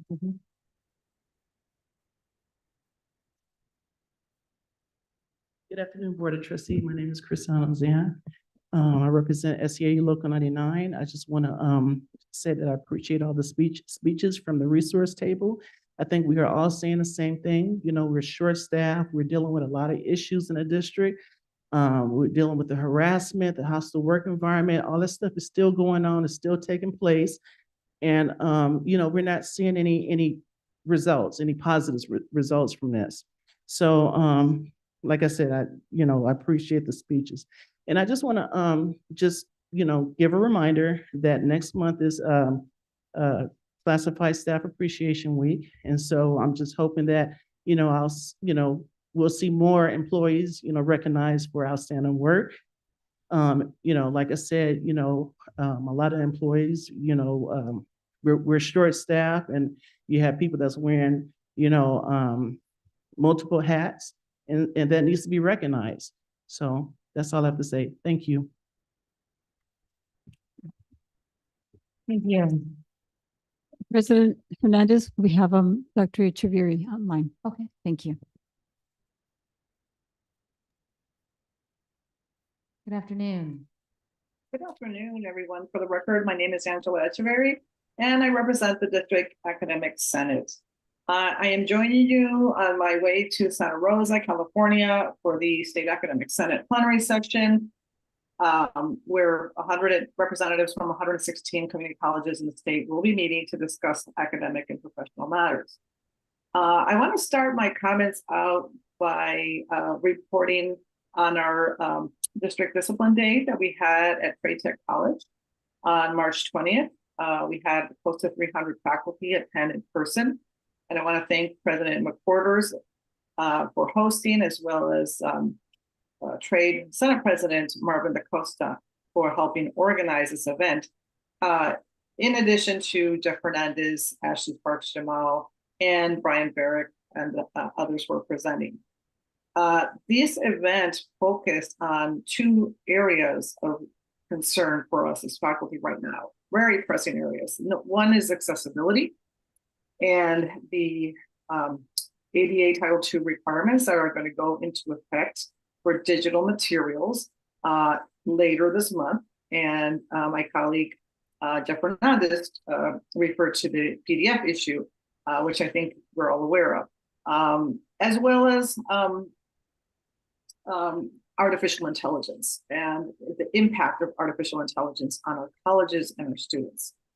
One area that we are exploring right now is using AI to increase accessibility. The DIS has submitted several resolutions to the State Academic Senate, and Jeff read you his resolution.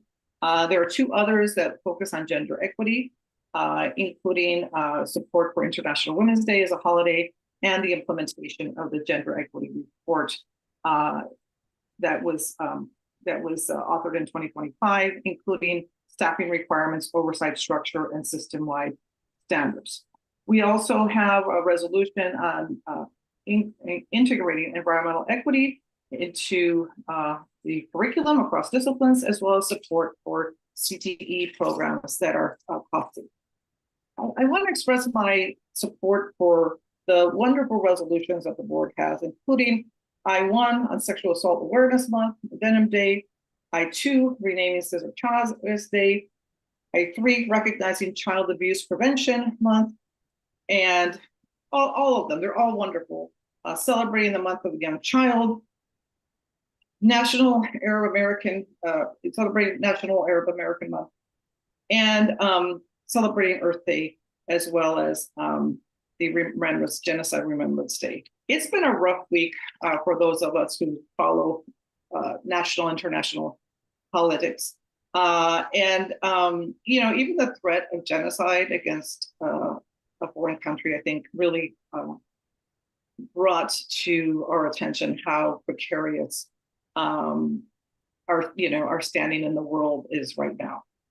I'm very happy to see all these resolutions, but I do want to point out the cognitive dissonance, because while we have these wonderful resolutions, we still have not addressed gender equity in a meaningful way in this district. And I want to express gratitude and support for my colleagues from City College, including Anna Lay, Jeff Hicks, Joe Biando, and the reporter from the Collegian, because we continue to see a lack of action to protect our students. And I just want to reiterate that this time around, the faculty will expect meaningful reform in the area of gender equity. We have approved resolutions. We have a blueprint. We have a post on a plan report. We know where we're falling short. We know what the recommendations are. We have a statewide report.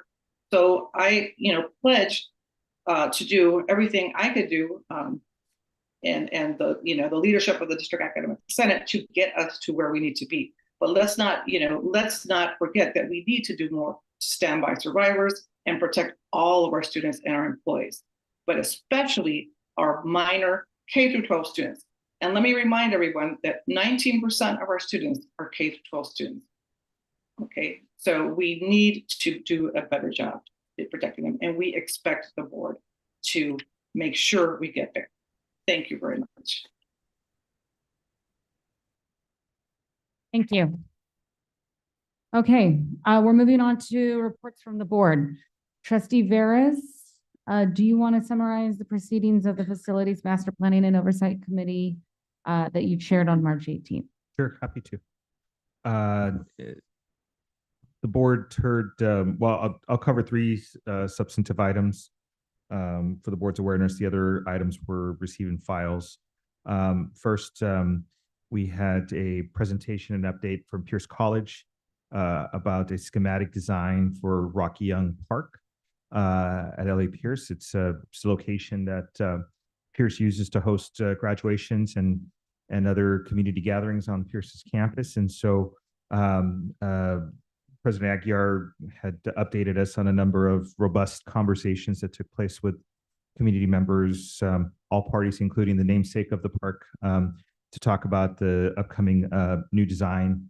And it looks to be very positive and very welcoming and potentially a very positive addition to the Pierce environment. And so update there, and it continues to proceed, and the actual designs conversations are available for the whole board to look at due diligence there. Next, and this is an item on our agenda today for consideration, we had a presentation and a dialogue about suspending board policies in regards to LSEDV goals with the college project leadership team recompetes. The board did this some 5 years ago to allow for the current structure of campus level project management teams. And the sentiment was that it was a positive experience and allowed some of our smaller schools to be able to have LSEDV, what do we call them? Contractors? Vendors, to be able to compete for the policies. So we had 3 of the 9 schools that were in the position to have smaller LSEDV. LSEDV would take place for all schools, but it allows us to really zero in on the 3 smaller campuses to provide that opportunity for competition. So staff is asking the board to consider that suspension of the rule again, and to follow a similar process that we did 5 years ago that has had great success and has had it actually led to a higher achievement of LSEDV goals through the process, and the suspension and modification is the way the staff proposed it. So that is on the agenda today, and it has the committee's full and unanimous recommendation. Finally, we heard and we did a review of the timeline for the student housing RFQ for both Pierce College and City College. And so the timetable is listed on our diligent agenda, and seeks to have some progress coming forward in the next couple months. So that's the committee update. Thank you. Thank you. Trustee Hoffman, please summarize the proceedings of the Budget and Finance Committee that you chaired on March 18th. Thank you, President Hernandez. There were 2 recommendation items and 1 information item at the meeting. The recommendation item was the 2024-2025 recalculation and first principal apportionment. So that's the P1, in which the district, and this is good news, received additional revenue in the amount of $28,487,000 that will be distributed in the 2025-2026 college and ESC budgets. So the recalculation apportionment was an additional $15,157,000. thousand. So that was good news. Hopefully I got that correct, Jeanette. And then the second thing that we did, which was also really exciting, was we issued the 2026 general obligation refunding bonds in the amount of $643 million, and they're tax exempt. So we're saving taxpayers a lot of money. And I do want to make a comment. We had a really robust conversation in FEMPOC about the small emerging businesses, and at what point does a business go from like small and emerging veteran owned to no longer, like when have they emerged? And so I do want to just congratulate and recognize Ramirez and company. And I think, is Mike still here? Anyway, because they started out with us maybe 10, 12 years ago. We're never really the lead or the senior on a project of this magnitude. And now they have emerged. And so really want to thank them for their expertise and congratulate them for no longer being a lead slave, right? And so anyway, we had a conversation about that, and just we're going to save the taxpayers a ton of money. So very excited. And then those resolution documents are on the agenda today for your approval. So please, colleagues, I hope you'll approve. And then the information item that we received was a report on location for projecting ending balances for the 2025-2026 fiscal year. And I will say my little hairs stood up because we do have a good amount of our colleges in deficit spending and even the ESC. And so as a trustee, and chair of the budget committee, I'm a little nervous about this. So hopefully next week we'll have some explanations and come up with some ways that we can make sure that our colleges aren't running in the red. I don't think, we're in for some kind of rough times. And I just want to make sure that I have a clear understanding of what that deficit spending is and why. And that is my report. Thank Great. you. Thank you. Trustee Eno, please summarize the proceedings of the Institutional Effectiveness and Student Success Committee that you chaired on March 18th. Sure. So we had a really good conversation and really good presentations. The first one that we did get was on the East Los Angeles 1,000 Meals Challenge, and it was really great. The words that really resonated with me were the fact that they're so focused on dignity and providing meals for their community.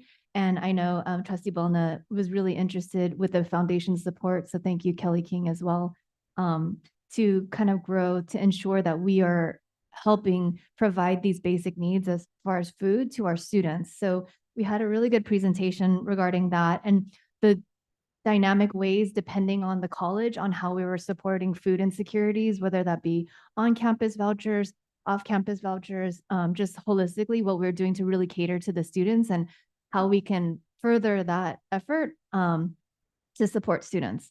And then we also had an in-language learning presentation update.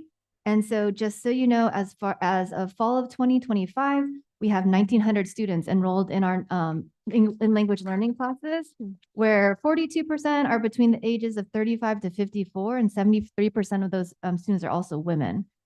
So that just really shows highly likely the new students that we are recruiting from our communities to really invest in our programs. And so I want to again thank Trustee Buelna for initiating that and just really helping grow a lot of all of that. And it's growing, so which is really great. I think, what did I forget? But they put a monetary number to that. Oh, okay. I think no. Do you remember there was a monetary number of enrollment, $7 million in increased enrollment because of the non-credit in language learning classes. We also had an academic planning inventory report. I want to give you a huge shout out to Vice Chancellor Associate Kudo and her team, along with Vice Chancellor Pearl. I had some general requests for information, and they well exceeded every expectation that I ever had. So we now have a chart showing all of the student services and special programs that we offer across the district. And it shows all 9 together with all of the services, which is really great because as a a person out in the community representing you all, it's nice for me to be like, oh yeah, you know, city has that program, ELAC has that program. More recently, I asked for an academic program inventory of the same caliber. But again, it well exceeded my expectations. Just so you all know, LACCD has 5 bachelor's degrees, 266 associate for transfer degrees, 434 associate degrees, 644 certificates of achievement, 174 skilled certificates, and 405 non-credit awards. Yeah, and so thank you to Vice Chancellor Pearl and his team and Associate Vice Chancellor Kudo, because they put that all together in a very user-friendly way. And so you can see all of the degrees, all of the certificates that we have and which college offers them. So again, a really good resource for us to utilize as we're helping our students here. And then another thing that they were telling us about was the enrollment report. So the auto awarding has really been beneficial to our district and increased our SCIF funding of a $5 million. Enrollment growth is up. Hopefully in P1, it was about 2%. P2, they're expecting a 3.5 to 4% increase. So overall, district-wide, we're looking really good. So thank you for all of that information. And then that's it for this one. And then I'll just keep talking about the next meeting. So I also on the March 17th, I hosted an advisory committee to the chancellor for the APITA and student affairs group. We just wanted to kind of reconvene to see what was happening. There was a recent California Asian American Native Hawaiian Pacific Islander Achievement Program Summit. And so it kind of triggered us for us to reconvene, because now we have 2 colleges receiving those funds. Not only do we have Harbor College, but we also have City College. And now both schools have an APAS program to support the Native Hawaiian Pacific Asian American students, which is great. So we got an update from both of those colleges. We also heard back from a student. I want to thank Dr. Tom Mura as well as Professor Cherry Lai, because they attended the conference, even though neither of their schools are receiving the funds, but they wanted to go to learn more about how the other 7 colleges can hopefully build their numbers up to qualify for this extra funds. And so again, Vice Chancellor Pearl and Associate Vice Chancellor Kudo came with another presentation for us with really great numbers, looking at multi-ethnic. So it's interesting because when our students apply to be students here, depending on the ethnicity or race that they designate, it only might go into one box and not all the boxes that they truly are. So they did a deep dive into multi-ethnic numbers, particularly for our APITA students, and it definitely increased. And so with that, we should be able to qualify more like by numbers. However, federally and based off of some of the restrictions, we're limited. So I think from that, it really stirred a conversation for us to look at policy changes, for us to be able to show our true numbers of our representation of our student body. Like many of us, we're multi-ethnic. And so to have to choose which box we're a part of is really not fun and fair. So I think we're really going to look into doing some of that deep diving. And so we had a really good conversations around that.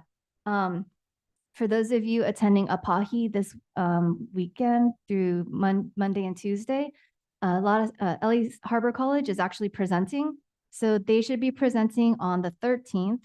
5 students and 4 staff members will be presenting from the APAS program. So it's really great. I also want to thank the district office and the chancellor and deputy chancellor for being a platinum sponsor to the conference, which is really important. It's local this year. And so hopefully, you know, we really represent. I know we might have a table and show who LACCD is. And I think that for the most part was what we covered, but still more to come. We'll likely bring back UCLA because they just created an online textbook for us to use as a resource. And again, looking into the policy about how we can really show accurate numbers of our population. That's it. Great. Thank you. Thank you. I think Trustee Hoffman, did you have one more? Yeah, I didn't name both of the underwriters, so I just wanted to make sure that with the general obligation refunding bonds, Ramirez and Company is one underwriter and RBC Capital Markets is the other underwriter. Didn't want to leave them out. So thank you. sorry, I for that. forgot, or sorry, to add, it wasn't actually discussed in the meeting, but we were able to revive we're gonna have a graduation / cultural event on May 30th, hosted at Valley College for the APITA group. So that was, yeah, we kind of got things, we lost some people and personnel in the process, so kind of delayed things, but we will actually have an event on May 30th. So please mark your calendars, and thank you to Valley College for hosting. Great, thank you. Trustee Bella, please summarize the proceedings of the Legislative and Public Affairs Committee meeting that you chaired on March 18th. Thank you, President Hernandez. There is a lot to go over, so I'm going to try to be brief. I know that you guys probably have been hearing in the news what's going on. But at the federal level, there are some silver linings. One of them is that, Congress is doing their job ensuring that the Pell Grant is eligible for workforce eligibility as well as short-term Pell, which is a really good thing. And then also, I think we have, amazing college presidents that were able to submit. I want to thank them, give them a round of applause actually for submitting earmark requests for each college. Not each college, but a lot of them. So yes, they deserve it. They work really, really hard. At the state level, we're also, I think, really emphasizing on trying to continue, operations as usual. One of the highlights has been ensuring that our Hispanic serving institution schools, which includes all 9 right now of our colleges, continue to thrive. And so today, actually, the chancellor is in Sacramento testifying for Senator, I believe, Reyes's bill to ensure that our colleges continue to receive the critical funding that's going to be necessary for our students.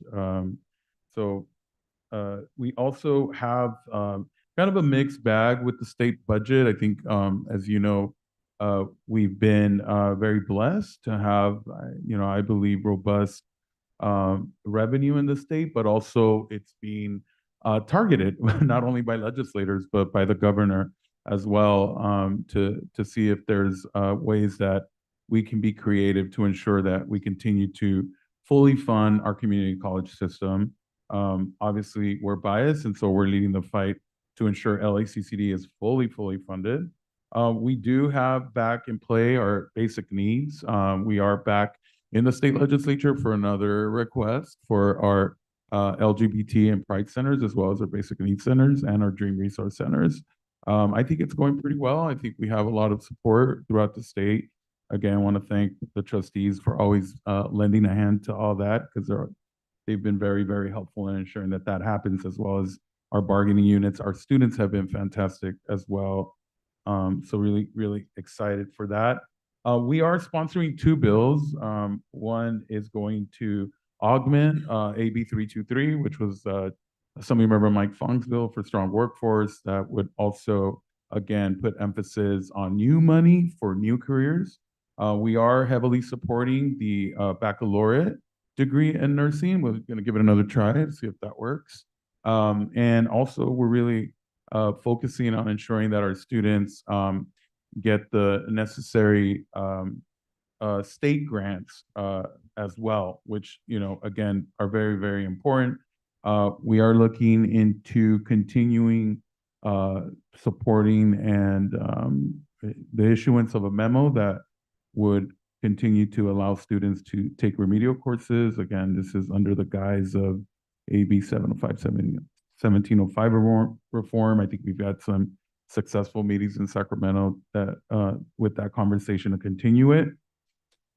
Again, at the local level, as you can imagine, there's a lot going on with the Olympics, with the World Cup, the Super Bowl, and so we're really excited to introduce our students into these events, ensuring that they have not only access, but if they choose to do so, be able to work in some of these positions that are being created through these global events. we want to make sure that we're included in our hospitality. We want our students that are in hospitality are included in some of these, again, high level and high request industries.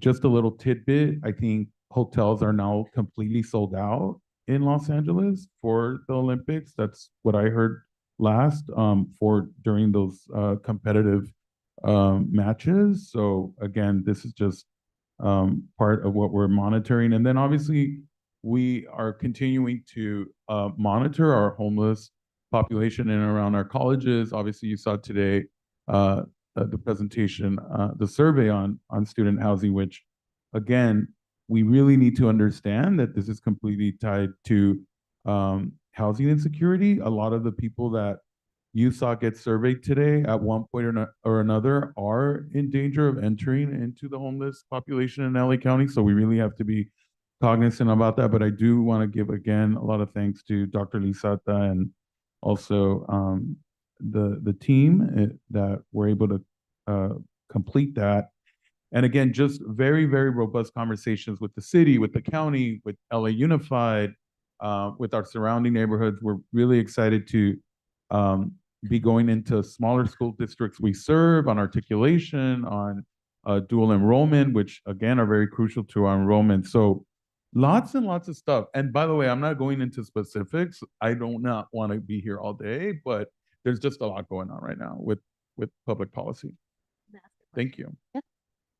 Trustee Vella, I was on a conference call yesterday since I'm a board member with ACCT, and there's concern coming out of the federal administration that there may not be enough money to fund Pell Grants and federal work study. I don't know if our federal lobbyists have if they know about this, or have they been, are we going to do any advocacy around that? And let me know if there's something I can participate in. Yeah, no, we appreciate. Thank you so much. Yeah, that was discussed at this Tuesday's touch base, and I know, yeah, you will be joining us next week. And yes, we are going to be utilizing support from our students and our college presidents to advocate to keep that funding. But again, that funding is in jeopardy currently. You're absolutely right. Which again, it just comes to show, and I don't want to go on a tangent, but what we have to understand is this is our money. This is Washington is utilizing California as a piggy bank to make the policies in Washington and their friends and family a lot more wealthier at the cost of things like Pell Grants, at the cost of labor grants, for example, from the Department of Labor that affect us. So we continue to monitor that. It is our money, and we are working really hard to get that back at the very least. So it's. I know when I need you guys to come up to DC and fight, we're going to be there, and also our community here, our faculty, and everyone. So it's really exciting too. I'm not shy away from a little fight either. Thank you, Trustee Hoffman. Appreciate it. Great. Thank you. All right, we're moving on to the 2026 California Community College Trustees Board of Directors election.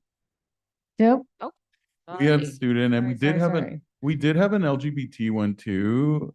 Did I don't know if you want. No, you can. No, well, I want the student one first. Okay, we'll do student trustee first, and then if the spirit moves you, you can. Quick. Okay. Yes, please proceed. Good afternoon, everyone. Now you guys missed me. I missed you guys too.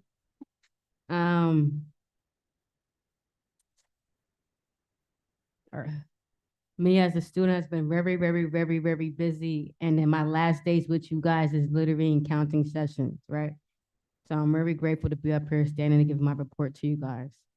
I had a great opportunity starting all the way back into March. We started off the week of March. I was out there, very great energy. Took more students this year. It's going to keep growing. I gave a speech. I was able, thanks to the man over there, James McKee. He gave me the main stage, and I killed it. Students were excited. I also hosted a porch talk with the ASU president at LACC about recruiting and talking about advocacy within the district. One of the challenges that we have during this year, my season, is that between students, staff, and faculty, nobody really understands the district governance. And that's been my main mission this year of literally starting from ground up of what that looks like in real time. I also attended Chancellor town halls that he was hosted on campuses. I was able to attend 3 of those. I'm currently working on with Trustee Bella, the LGBTQ for Pride Month. Trying to get us some spots, some buses reserved too. The city loves us. The city loves us. So they're inviting us to come out again. So I'm excited to be out there again. I'm excited to take students. I want staff to be out there so you guys can just learn what it is to be around a community that may not be like you. Also, over the meeting, our last 2 meetings of our SAC, we have been discussing AI policies, looking at what those policies would look like, on how they'll be used against us, and what that structure contains. We also went, it's been a busy March, like it's been busy. We had Advocacy Academy that we went to. We also had the GA Assembly as well. I had an opportunity to go to Washington, DC and visit the African American Museum as well. I also had an opportunity to visit the Capitol and the White House. I also had an opportunity to stand in the spot that ML King did his speech at, which was very empowering. I had a chance to speak with congresswomen and men and senators that also represent our district and our sister districts as well. I also attended the A2 Men Conference during that month as well. Very exciting to see the African American men be united, be respected, and given their flowers about how hard they work to come where they're at. And there's still work to do in that area, as we all know. I also want to give a special shout out to the staff, man. We've been struggling. Like you guys been saying, we've been holding it down, and every time we turn around, it's always something. So I do want to appreciate you guys and not Phil, who are wearing multiple hats out of my own mouth, that I respect you, my students respect you, and mental health is really important. So these months is for you as well. Celebrate them. Mission College is having a fashion show May 1st. I'm very excited. It's going to be something brand new that's coming to the community. And we want to, fashion clothes is another significance that tells people about what your life story is. So I'm very excited to see the students who will go up there with the creativity and get to show us what their heart and what they feel and who they are and what our district represents. It is open all to all of our 9 sister campuses. I am working on getting an email sent out throughout the campus for our students to join and be actively involved. April 14th, we come back from spring break. We have our district-wide event, which will be the rolling skating event at Trade Tech College. Thank you to McQuarters for being in the loop as well, and the VP, Drew, who helped me schedule the buses for routes. We will be busing all 9 campuses to Trade Tech. I will be sending out, I just literally got the bus route, so I will be sending out and working behind scenes day and night, making sure this is going directly out. I just need one more favor from the district side to send out a reminder email when we do come back. Also, I will be sending out an email throughout for our professors, for students who may have class during that time, to be excused for that day for a mental health awareness. I think it's needed for these students that's coming back. For the students that's graduating this year, our heads are really full right now. Our hearts are heavy. You have people waiting on acceptance. They don't know what they're doing after they graduate. I mean, this is the time in need. If anything, it's very sensitive time right now. So, I do want to remind you guys, when we're advocating about the words we do use, right? Topics right now that's going around are very sensitive to my students, right? And I want to remind you guys that our rising scholars, our break it to make it, these students are they hear you guys, right? They hear your voice, they hear your concerns. And what I will say is depending on your advocacy is what people may see or view you as. And for us being as a district leader, as leaders, professionals with advanced education and experience, we have to carry responsibility to communicate thoughtfully and with clarity. When we talk about sensitive things, we have to remind ourselves what programs we have on campus that's also around sensitive things. And one of those is our rising scholars. We're talking about things about people's past. What about them, right?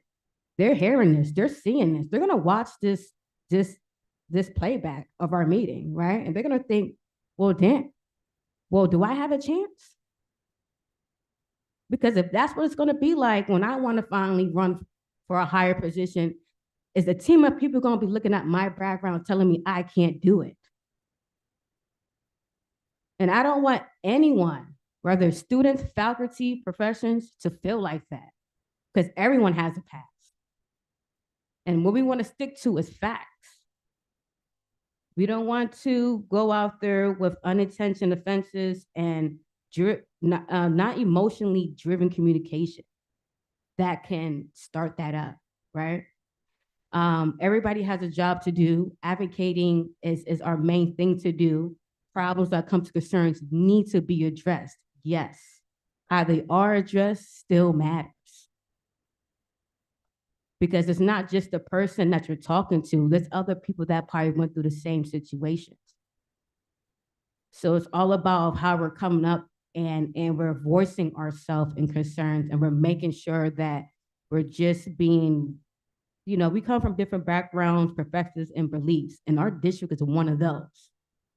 We all have different beliefs, diversities, and we all have different intentions, but we all remain with the same goal. But what hurts me the most is when my students come to me, and even though I'm an advocate for students, I still have respect on a faculty level. I got faculty that are scared right now, right? Like, damn, well, can I do good without somebody digging down my past? I also believe in hold accountability, right? There's laws in place. And if anything that's being skipped, that needs to be addressed, yes. But we also have to recognize who we advocate for and what we're doing when we're advocating. Because the moment we switch sides, we gotta remember who else we're switching on unintentionally. So, I tell my students, I'm for them, right or wrong. We'll talk about it later. But in front of this camera, I got your back. And that's where I want you guys to be moving with too. We can't be out here screaming, come fund us, and then be coming here and be like, well, I don't like you. And your shirt really ugly and wrinkled, so I don't think the money should go to you, right? It's just, I don't want us missing our blessings, and I don't want us getting off the mission. And I also don't want our individual preference getting involved into the bigger picture of us moving together. Because this is what it's like moving together in a family of different vibrations, right? We have to give or take. If my friend does not like spaghetti or watermelon and we're at a festival that's full of that, accommodation. There's no accommodation, be with that friend. Explain to them, we're sorry that we missed out on today. Let's work on something better. Or I'm sorry that we invited you to this event that may not have no accommodation. Let's work on it better, right? Like you said, it's all about accountability. And that definitely starts at the top of the food chain of accountability. And I do agree that us at the top, we have to do better. We will do better. And this is the time and place for that. Every year there's always growth, and we're doing growth right now. We're doing growth with half the team that we started with, right? And it's gonna get smaller in the next 60 days. So this is it. We're gonna have to work with it. And now we're gonna have to start pushing these alliances with our students. That is your new right hand, left hand, is these students. You guys are now mentors. You need to find yourself some mentees.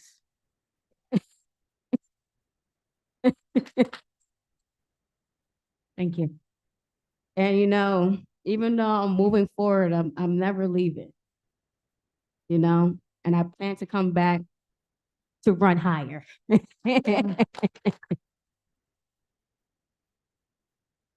And I finish it off with this, right? My last 60 days, I will be transferring. I am a mentor, mentoring the next student trustees coming in. We have 2 on the ballot, very great. And I will be mentoring both of them. And whoever's on this dais, I promise you, you'll be in great hands. If you thought I was good, they're great. I'm trying to tell you, they come with it. And I did get accepted to my colleges, UCs and Cal States. They are offering full rides.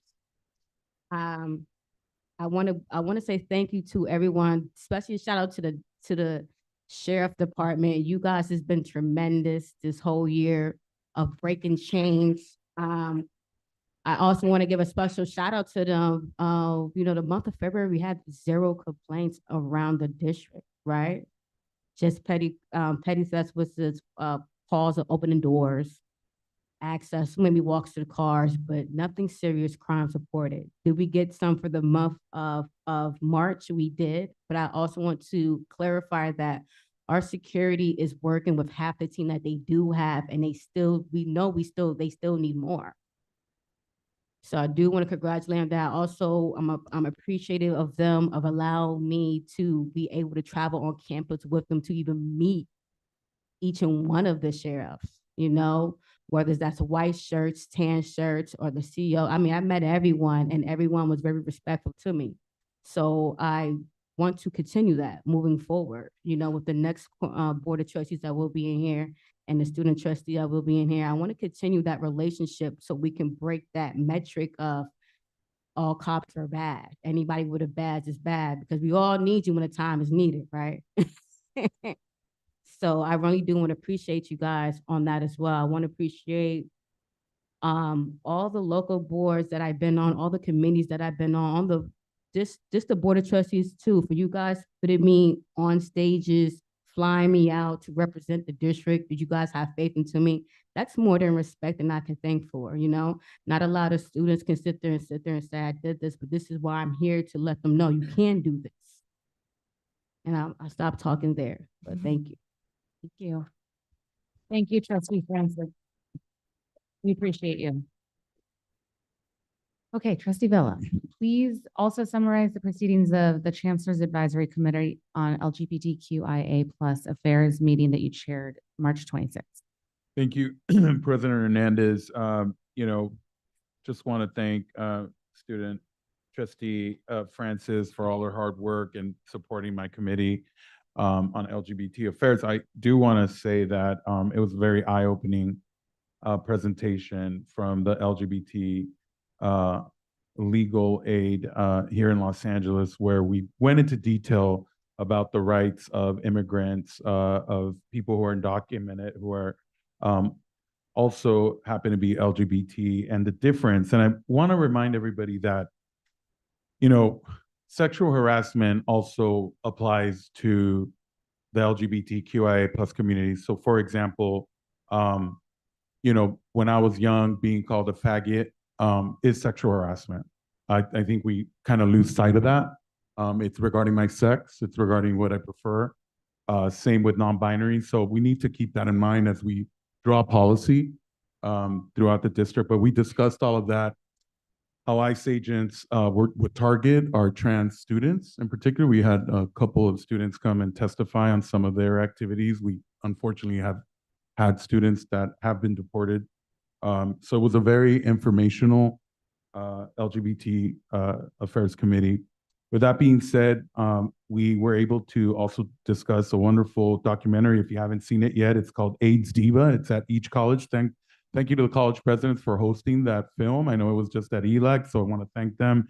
Please, trustees, audience, please try to, it's on the college's websites if you would like to attend a viewing of that documentary. It's fantastic. We also announced and reiterated our Thrive with Pride Scholarship. So this is also live on the LA Community College Foundation, our LACC Foundation website, if you'd like to support. We briefed on the LGBT funding statewide, the Bill of Rights. We're looking at kind of revamping them. It's been, believe it or not, 7 years since we first passed. Thank you to the board. Our LGBT Bill of Rights, yeah. So we're going to renew them, and really excited to work with Trustee Francis, all our centers to take part of our upcoming Lavender graduation. And believe it or not, 2 pride parades. I know that. Thank you, President Hernandez. I know you'll be also attending those, or at least hopefully. And again, thank you all for, it was very, very, a lot of work, but really good things happening. Yeah, thank you. Thank you. Great. Moving on, we are now going to go to the 2026 California Community College Trustees Board of Directors election. May I have a motion and a second on item H2? Move to approve the list of all 9 candidates for the Triple CT Board of Directors election. Great. Trustee Hoffman made the motion. Second by Trustee Veras. Any discussion? Yeah, I just want to comment that after 10 years, because I had 1 year for free when I was appointed to that board, I am now cycling off the Triple CT board. I've enjoyed my time immensely. There are 9 vacancies and 9 candidates running, which is why we're not choosing candidates today.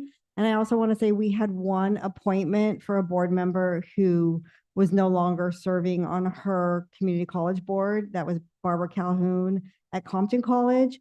And so we appointed Uduak Joe Entok from Long Beach Community College District. So with these 9 plus Uduak, those are our incoming members for the 2026-2027 year. So thank you so much. And I would love your support for these candidates. Thank you. Any other discussion? All right, roll call, please. Student Trustee Francis advisory vote? Absent? Abstain. Oh, thank you. Trustee Buelna? Trustee Henderson? Trustee Hernandez? Yes. Trustee Hoffman? Yes. Trustee Eno? Yes. Trustee Vella? Trustee Veras? Yes. Thank you. Great. May I have a motion and a second on item H3, absence ratification authorization? So moved. I'll second. Moved by Trustee Eno, seconded by Trustee Hoffman. Any discussion? Seeing none, roll call, please. Student Trustee Francis advisory vote? Yes. Trustee Buelna? Trustee Henderson? Yes. Trustee Hernandez? Yes. Trustee Hoffman? Yes. Trustee Eno? Yes. Trustee Vella? Trustee Veras? Yes. Board travel authorization. May I have a motion and a second on item H4? Moved by Trustee Veras, second by Trustee Eno. Any discussion? Roll call, please. Student Trustee Francis advisory vote? Yes. Trustee Buelna? Trustee Henderson? Yes. Trustee Hernandez? Yes. Trustee Hoffman? Yes. Trustee Eno? Yes. Trustee Vella? Trustee Veras? Thank you. Great. Okay, we're going to move on to resolutions now. Observance of the Sexual Assault Awareness Month, 2026, and Denim Day. May I have a motion and second on item I1? Move to approve. Trustee Hoffman made the motion. Trustee Vella provided the second. Any discussion? Roll call, please. Student Trustee Francis advisory vote? Yes. Trustee Buelna? Yes. Trustee Henderson? Yes. Trustee Hernandez? Yes. Trustee Hoffman? Yes. Trustee Eno? Trustee Vella? Trustee Veras? Yes.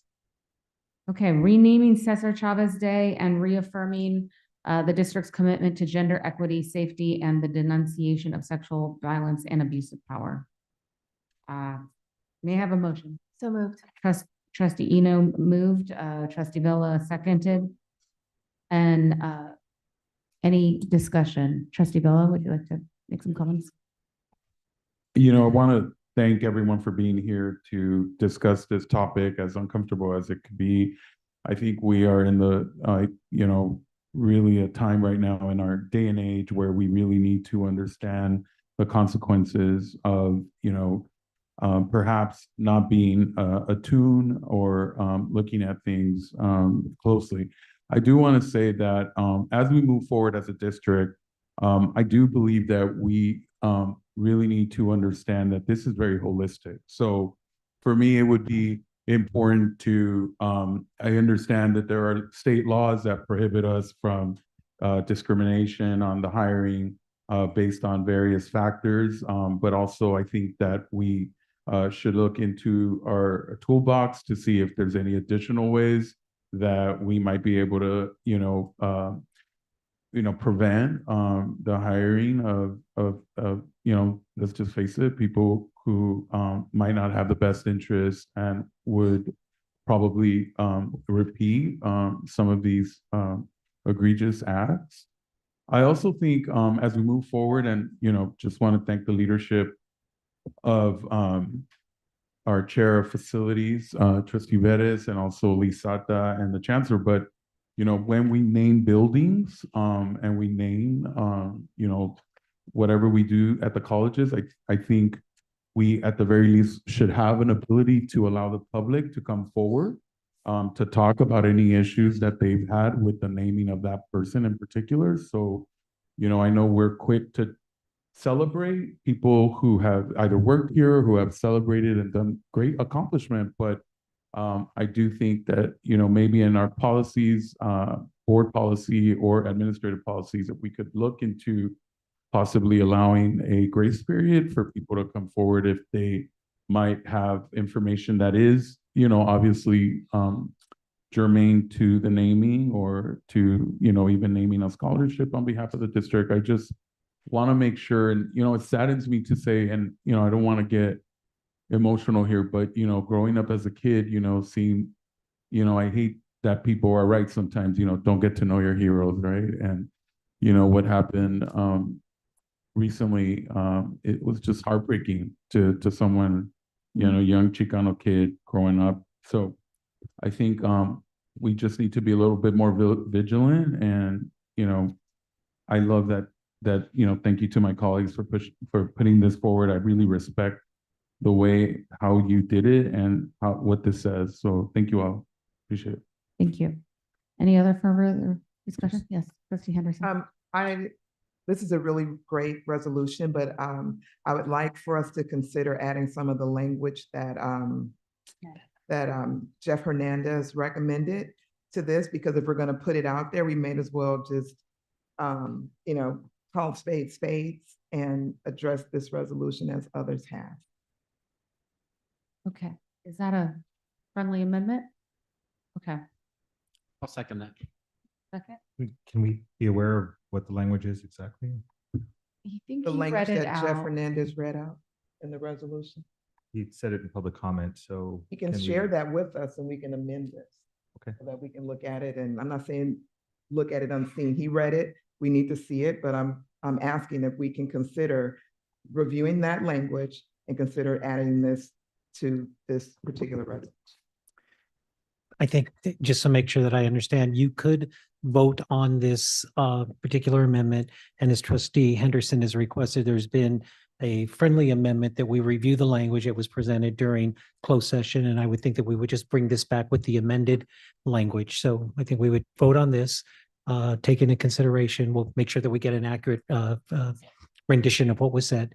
And then we can reconsider that and then amend this at the next meeting, if that's acceptable to the friendly amendment. Amendmenters. I don't think that's a legal term, but the person that made the friendly amendment. Okay, so we'll vote on that. So we'll vote on this, we'll get the language, and then we will bring this back when we'll have the opportunity to amend it with that language. Yes. Trustee Uh, Hannah. And just, I think, along the lines of intention, I know Trustee Henderson and I have always talked about training, sexual violence trainings. And so we need to increase some of that and bring more resources to that, as well as due process. So that's just comment. Great. Thank you. Yes, Trustee Ballmer. So what is the name of the new holiday? Farm workers. From Cesar Chavez. Farm workers. Where does it say that? I'm Oh. bad vision. Where? It's not. It doesn't say? Well, I think just like the county Mm-hmm. approved that, but not everyone has approved that yet. Board President Hernandez, if I may. Yes. In the resolution, there's language for the chancellor to meet with the bargaining units to determine that the renaming of the holiday. The governor independently renamed the holiday to Farm Workers Day, but it still remains on the 31st of March. And so we are going to be negotiating with the unions on what we rename that holiday. Got it. Okay, thank you. President Okay. Fernandez, and Yes, just, yes, yes. just to sort of jump in there and thank you, Deputy Chancellor, for that comment. I think, we all want to certainly act quickly here. One of the things about the 31st, it's based on a birth date, and it's codified in our bargaining unit. So part of this effort is really to be clear with what we have in contract, respect our contracts, and I would just sort of state for the record, that it is sort of valuable to be aware of what others are doing, including the state legislature, which fundamentally is the basis of the state holiday. But because we have these things codified, I think it's really valuable as collective bargaining to make sure that this conversation, and I know there's no opposition that's been expressed. I think a great desire to do this in a just and thoughtful manner. But at the very least, as we sort of acknowledge this resolution, that also includes being aware and understanding what the state is doing exactly, and how that'll be finally resolved. They did a Farm Workers Day. Next year, they'll resolve on changing the actual date away from the birth date to a different date. And I think those things, even though it's not said here, I think that's implicit in the conversation that will take place. But a lot of what's here is because this is by collective bargaining and by contract that it has to be addressed. And we're asking for that to happen. So thank you. Great, thank you. Okay, roll call, please. I think we have a motion and a second on the table on we do. this resolution. So roll call, please. Student trustee Francis advisory vote. Yes. Trustee Boulna. Yes. Trustee Henderson. Yes. Trustee Hernandez. Yes. Trustee Hoffman. Yes. Trustee Eno. Yes. Trustee Vella. Yes. Trustee Veras. Yes. Recognizing Child Abuse Prevention Month. May I have a motion and a second on item I3. Moved by trustee Wilna, Second. second by trustee Eno. Any discussion?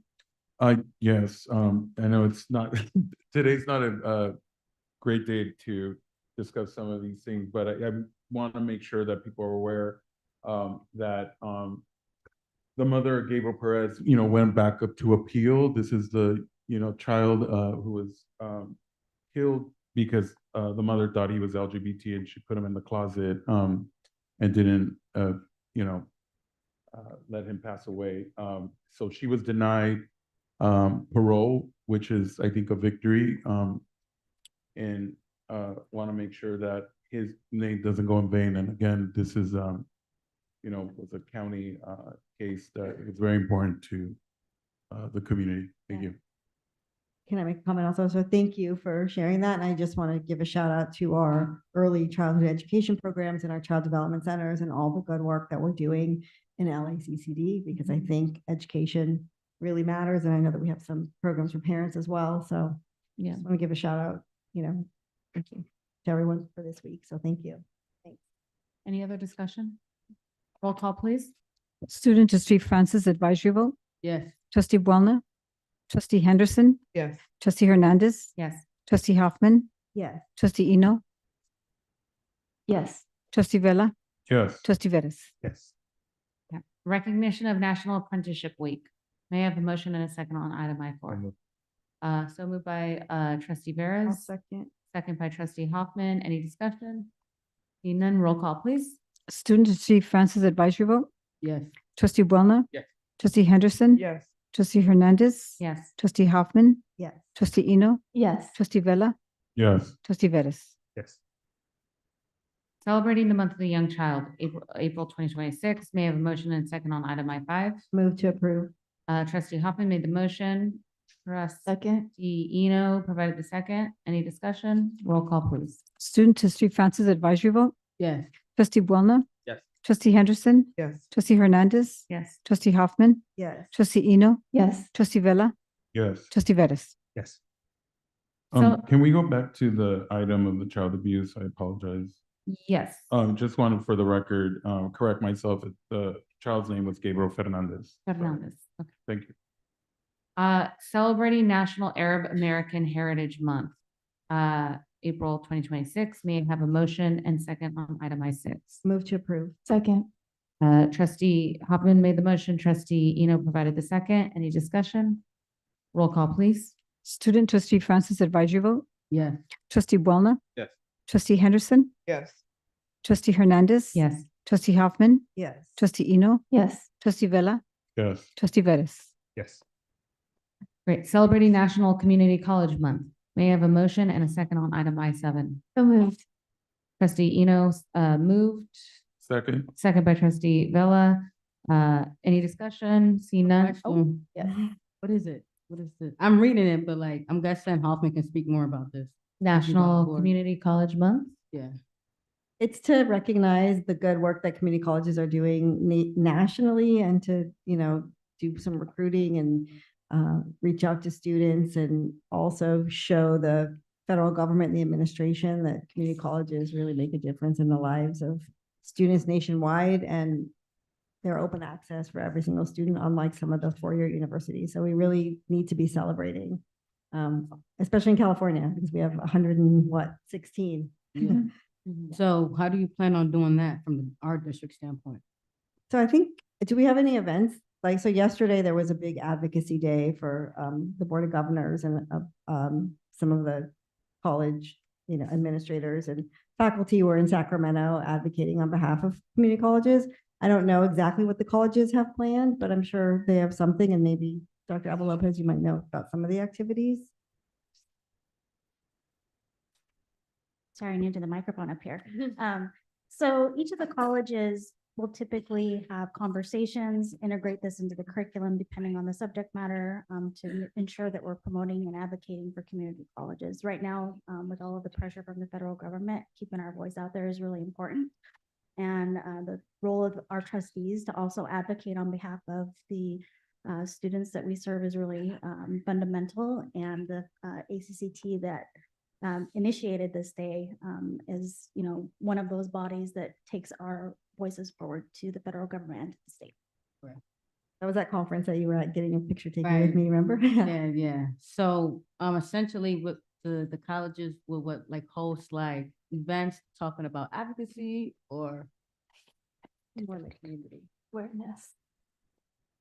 Do any of the college presidents want to chime in on what they're doing regarding advocacy for community colleges? Got everybody off guard here. Every day you're advocating for. Yeah. community. Celebrating National Community College Day for us. So there's still more to discuss, I'm guessing. Yes, I think Okay. we can circle back. Okay. I think the resolution is just to sort of recognize that we all recognize the importance of community colleges. No, Thanks for keeping us on our toes. I about to say, I know we just talked about these resolutions, how they're supposed to really be effective. So I'm just wanna make sure. We got 3 more resolutions for you. All right, did we vote on? No, no. No, we did not vote on that. Okay, so we have a motion and a second. Roll call, please. Student trustee Francis advisory vote, Yes. trustee Boulna, Yes. trustee Henderson, Yes. trustee Hernandez. Yes. Trustee Hoffman, Yes. trustee Eno, Yes. trustee Vella, Yes. trustee Vettis. Yes. Okay, recognizing Administrative Professionals Week, which is April 19th to the 25th, and National Administrative Professionals Day, which is April 22nd. May I have a motion and a second on item I8? Move to approve. Second. Trustee Hoffman, motion to approve. Trustee Eno provided the second. Any discussion? I just want to echo everything that AFT President Andrea Edwards mentioned, and thank you to all of the administrative professionals and all of our classified employees for that matter, and our unrepresented groups that help so much with student success and do a lot of the work that we don't actually see in front of us, but that's critical and important for our students. So thank you. Thank you. All right, roll call, please. Student trustee Francis advisory vote, Yes. trustee Boulna, Yes. trustee Henderson, Yes. trustee Hernandez. Yes. Trustee Hoffman, Yes. trustee Eno, Yes. trustee Vella, Yes. trustee Vettis. Yes. celebrating Earth Day, April 22nd, 2026, and reaffirming the LACCD clean energy and sustainability goals. May I have a motion and a second on item I9? So moved. Moved by trustee Veras, seconded by trustee Eno. Any discussion? 1 point to raise.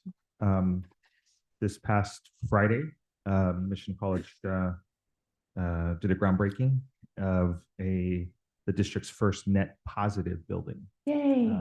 which, yeah, for sure deserves an applause here. The net positive concept, and a lot of this resolution is written for net zero, so to not have a negative. But so I think it's very significant that we have a chance to introduce and celebrate a net positive building, which is going to contribute to the rest of the campus's well-being, even if it's a sort of a simple, sort of maintenance-oriented facility. It will have the role to help reduce power cost and make the rest of the campus work and have a positive impact on the environment there. So the great thing about reaffirming resolutions sometimes is you want to make sure that you take a temperature check as to how far you're proceeding, and it's an example of the goals of the resolution being part of our build program. So good. That's fantastic. Roll call, please. Student trustee Francis advisory vote? Yes. Trustee Boulna? Yes. Trustee Henderson? Yes. Trustee Hernandez? Yes. Trustee Hoffman? Yes. Trustee Eno? Yes. Trustee Vella? Yes. Trustee Veras? Yes. Commemorating the Day of Remembrance, Armenian Genocide and Genocide Remembrance Day, April 24th, 2026. May I have a motion and a second? Second. Oh, Moved by trustee Welna, seconded by trustee Eno and Hoffman. Any discussion? yes. I think this is particularly important, especially this year. I've been working in Glendale since 1997, and the early days of my work at Glendale Community College on Armenian Remembrance Day, Genocide Day, no one would come to work. We have about 40% of our students, especially at the time, that were Armenian, and a good number of our staff and faculty and administrators. And the college fought really hard to get that day off and to get the Remembrance Day actually acknowledged. And when it finally was, it was great that, we didn't have to do hunger strikes, and I participated in some of them with my Armenian colleagues. I think especially in light, and I know that President Echeverry mentioned it in her comments, especially in light of the comments made by the President of the United States, which were absolutely horrifying, and we should all be horrified. They were heinous and very scary. I think we need to take this seriously, and I'm really glad to see that in LACCD we have the day off as well. And so do something reflective and important, help your neighbor, help yourself. I think it's time we start to speak out, whether you're political or not political. Those words cannot be unsaid or unheard. And in this day and age, it's very dangerous. I mean, being Jewish and having family affected by the Holocaust, it's a very scary time. It's a very scary time. So I just really wanted to acknowledge this, and really happy to see it on the board agenda. Thank you. Great, thank you. Okay, roll call, please. Student trustee Francis advisory vote? Yes. Trustee Boulna? Yes. Trustee Henderson? Yes. Trustee Hernandez? Yes. Trustee Hoffman? Yes. Trustee Eno? Yes. Trustee Vella? Yes. Trustee Veras? Yes. Okay, moving on. We have the report from the chancellor, but today we will accept the chancellor's report as a receive and file. So we are going to go on to the combined consent calendar. We now have for our review the combined calendar for items K1 through I-77. These items include consent calendars for Human Resources, Personnel Commission, Academic Affairs, and Student Services, Budget and Finance, Business and Facilities. May I have a motion and a second to adopt the combined consent calendar for items K1 through K77? Moved by trustee Welna, seconded by trustee Francis. Are there any items that require additional information? Okay, seeing none. May I have roll call, please? Student trustee Francis advisory vote. Yes. Trustee Buona, Yes. trustee Henderson, Yes. trustee Hernandez, Yes. trustee Hoffman, Yes. trustee Eno, Yes. trustee Vella, Yes. trustee Vettis. Okay, Deputy Chancellor, do we have any trustee disclosures to make on the consent calendar items? We do not. Next, we have for our review business items L1 through L9. May I have a motion and a second to adopt business items L1 through L9? So moved. Moved by Second. trustee Eno, second by trustee Francis. Are there any items which require additional information?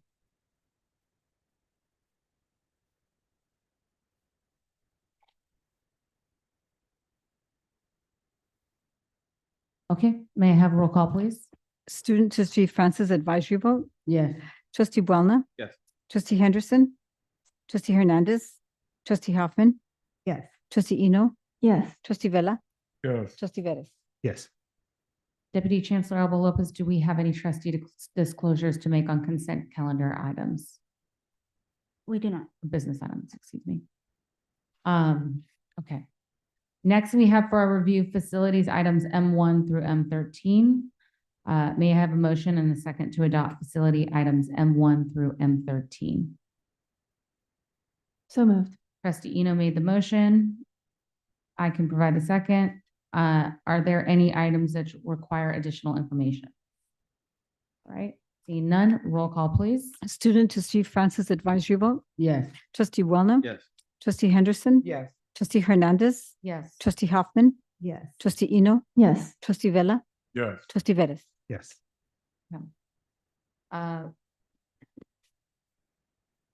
Recommendations from the Chancellor, resolution to authorize debt service estimate. May I have a motion and second on item N1? So moved. Moved by trustee Eno, A second. second by trustee Hoffman. Any discussion? Roll call, please. Student trustee Francis advisory vote. Yes. Trustee Buona, Yes. trustee Henderson, Yes. trustee Hernandez, Yes. trustee Hoffman, Yes. trustee Eno, Yes. trustee Vella, Yes. trustee Vettis. Yes. Thank you. And we have a resolution for 2026 refunding of the general obligation. May I have a motion and second on item 2 Moved by trustee Buona, Second. second by trustee Hoffman. Any discussion? We had discussion earlier, so thanks. Okay, roll call, please. Student trustee Francis advisory vote. Yes. Trustee Buona, Yes. trustee Henderson, Yes. trustee Hernandez, Yes. trustee Hoffman. Yes. Trustee Eno, Yes. trustee Vella, Yes. trustee Vettis. Yes. Okay, this is matter O1 is requires 6 affirmative votes to adopt a resolution of intent to dedicate property to City of Southgate for traffic signal, street and sidewalk installation and maintenance at the entrance of the district's proposed southeast campus. May I have a motion and second on item O1? So moved. Moved by trustee. Second. Second by trustee Francis. Any discussion? Roll call, please. Student trustee Francis advisory vote. Yes. Trustee Buona, Yes. trustee Henderson, Yes. trustee Hernandez, Yes. trustee Hoffman, Yes. trustee Eno, Yes. trustee Vella, Yes. trustee Vettis. Yes. Board members, there are 6 notices. No action is required. Senator Hernandez, Yes. can I didn't have a problem with the dedication of the property, but I just wanted to know that for the record, are we done with all the Southgate requests? I know the rest of it they'll do, but are we done with any other thing that was any longstanding or disputed item? Generally speaking, yes, we're fine. There's a few minor things that we're working through. There's a specific right of way regarding the railroad. That's still being resolved. Okay, thank you. Okay, in terms of notices, reports and informatives, there are 6 notices, board members, no action is required at this time. At this point in time, would any of my colleagues like to make any announcements or indicate future proposed action? Yes, I do.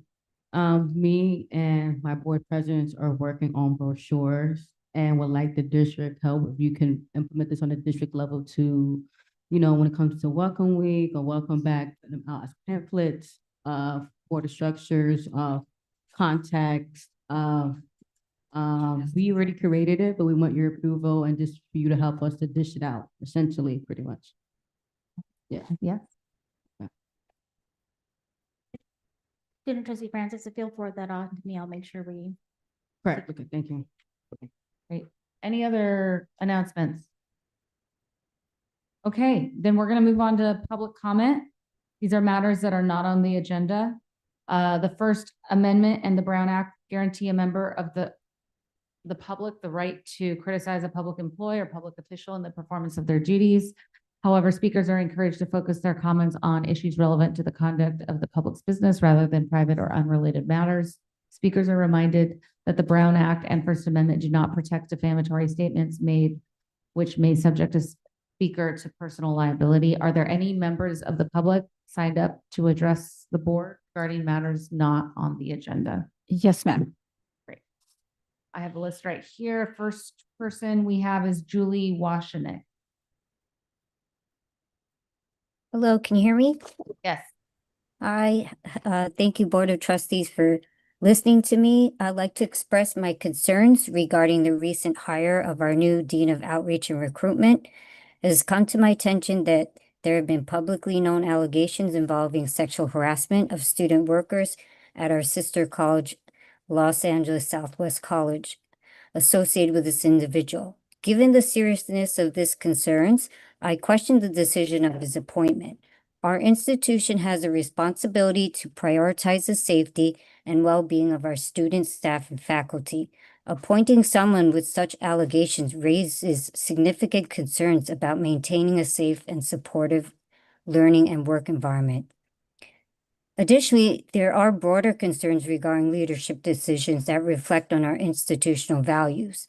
For example, our college president's decision to invite a guest speaker for Black History Month this year raises questions, as he was investigated in February 2020 for allegations of sexual harassment. On a personal level, I have previously reported incidents involving sexual harassment, financial coercion, and sextortion, and experienced retaliation as a result. These experiences underscore the importance of ensuring that leadership reflects integrity, accountability, and a commitment to protecting those who report misconduct. In my role as chair of Work Environment Committee, I'm particularly concerned about the broader implications this decision may have on workplace culture, trust, and safety across our campuses. I respectfully urge the administration to carefully consider these concerns and prioritize transparency, due diligence, and protection of our campus community in all hiring decisions. Thank you. Thank you. Sarah Sprunger? Hi, thank you. Thank you for the opportunity to speak. This comment is in response to the resolution to observe Sexual Assault Awareness Month and Denim Day, in addition to the resolution to rename Cesar Chavez Day, and the recent LA City College's Academic Senate's recent unanimous resolution urging reforms to prevent sexual misconduct. When leadership appointments appear to overlook credible concerns, it undermines trust, not only among students, faculty, and staff, but also among our community partners who expect this institution to uphold the highest ethical standards. For many, especially survivors of harassment, these decisions are deeply personal and directly affect whether they feel safe and respected on our campus. Rebuilding trust requires transparency about how these decisions are made, a willingness to acknowledge where processes may have fallen short, and clear, concrete steps to ensure that past conduct is meaningfully considered in future leadership appointments. I strongly urge the board to put the LACC Academic Senate's resolution into action and to strengthen district policies so that accountability and integrity are central to every leadership decision. Our district has both an opportunity and a responsibility to demonstrate that it takes these issues seriously. Thank you for your time. Thank you. Oh, go ahead. Okay, next we have David Martin. Dave Martin.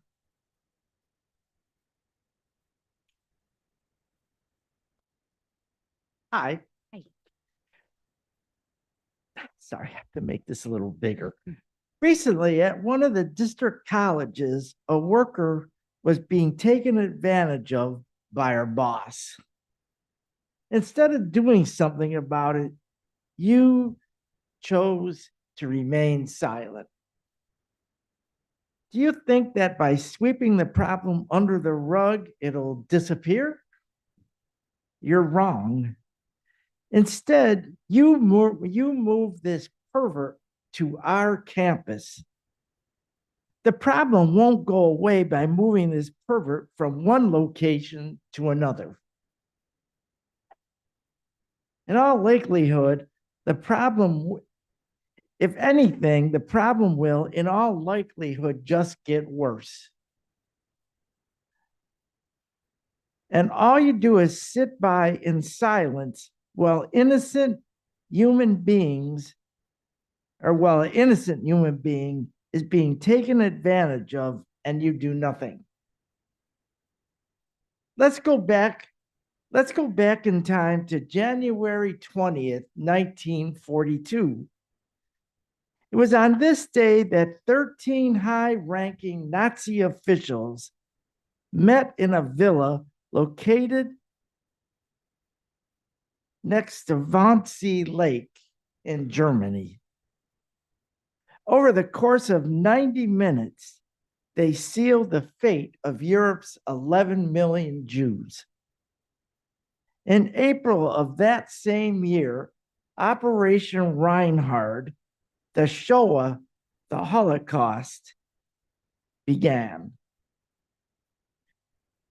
When it was over, 6 billion Jews had perished in the death camps of Eastern Europe.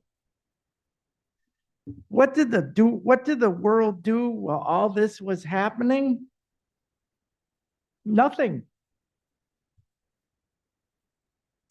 They, for the most part, remained silent while innocent people were systematically murdered. I believe more people could have been saved if people had just taken appropriate action. By not doing anything, the world was in essence giving its approval to the atrocities the Germans were committing. You are doing the same thing by allowing this pervert to continue to work and not removing him from the public scene. This problem can only get worse, not better. Thank you so much for your comments. Oh. Okay, next we have Michael Price.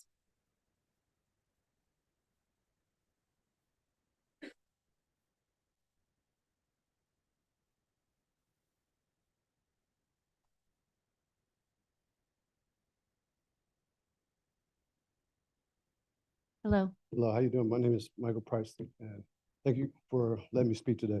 My name is Michael Price. I work at LA Trade Tech College, and I've been employed for the district since 2013. And started out as a custodian, now maintenance assistant. We are still having problems with the discrimination, the harassment, the retaliation, and the hostile work environment as far as for the management, and we've gone as far as to the president with issues and things like that and such. For instance, our management continues to retaliate as far as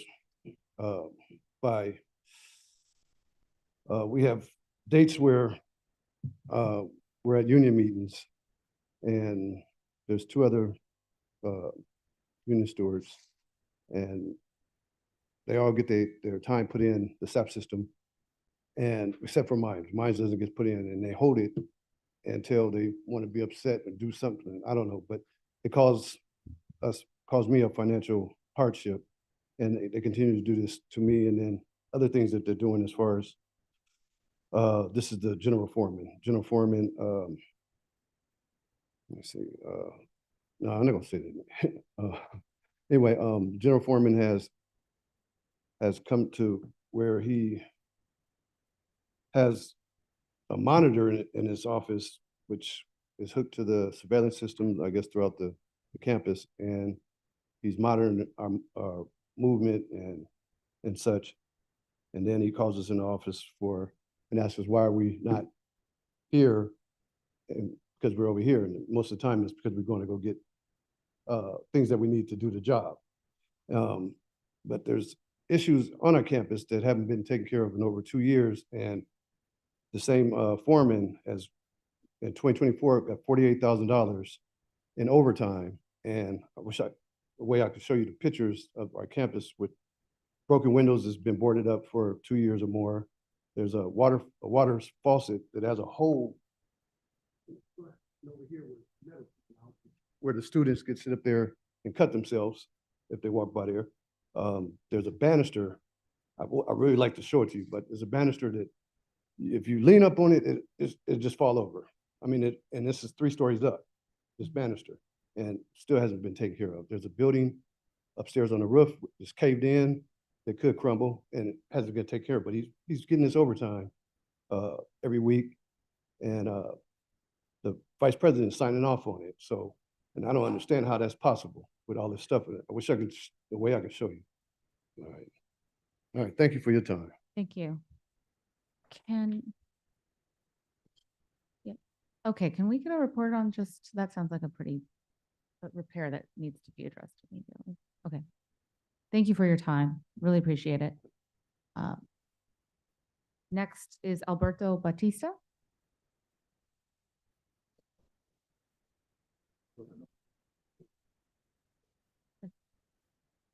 Is it all right if Herman speaks Yeah, instead? that's okay. Go ahead. Sure. Hello, my name is Herman Kirstian. Thank you for the opportunity. I have to agree with my coworker. I have a similar observation. I believe there's ongoing overtime abuse in our campus, and it's a highly toxic work environment. We are constantly retaliated by our supervisors. I believe this problem should be addressed. Thank you so much. Thank you. Thank you for your comments.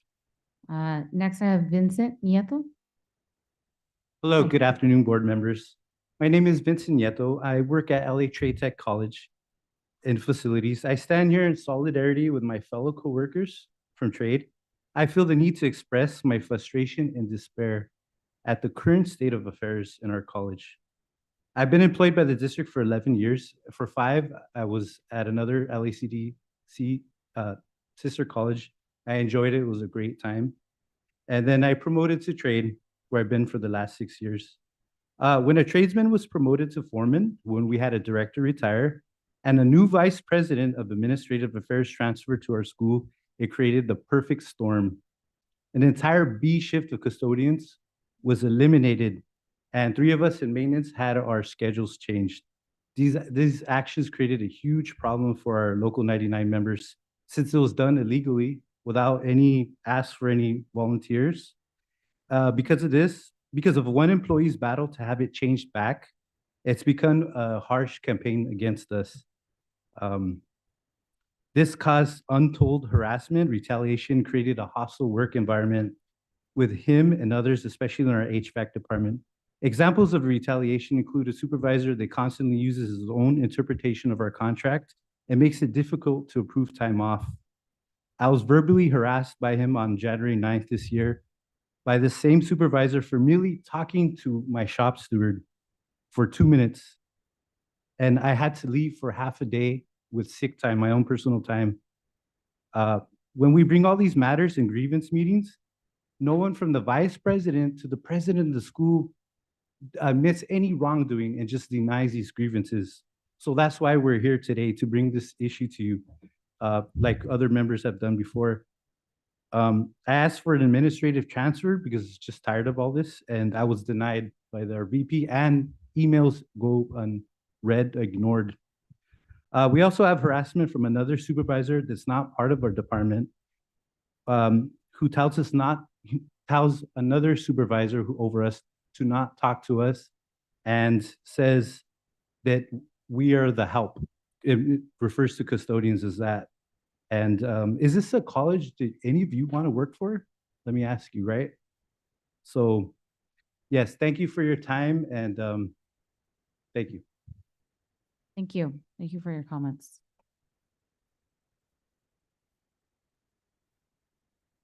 Okay. Oh, we have one more. Melvin Martinez.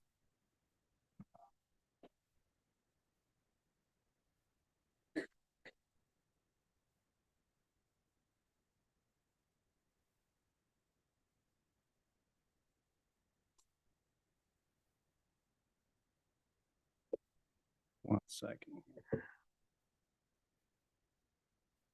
Good afternoon, Board of Trustees.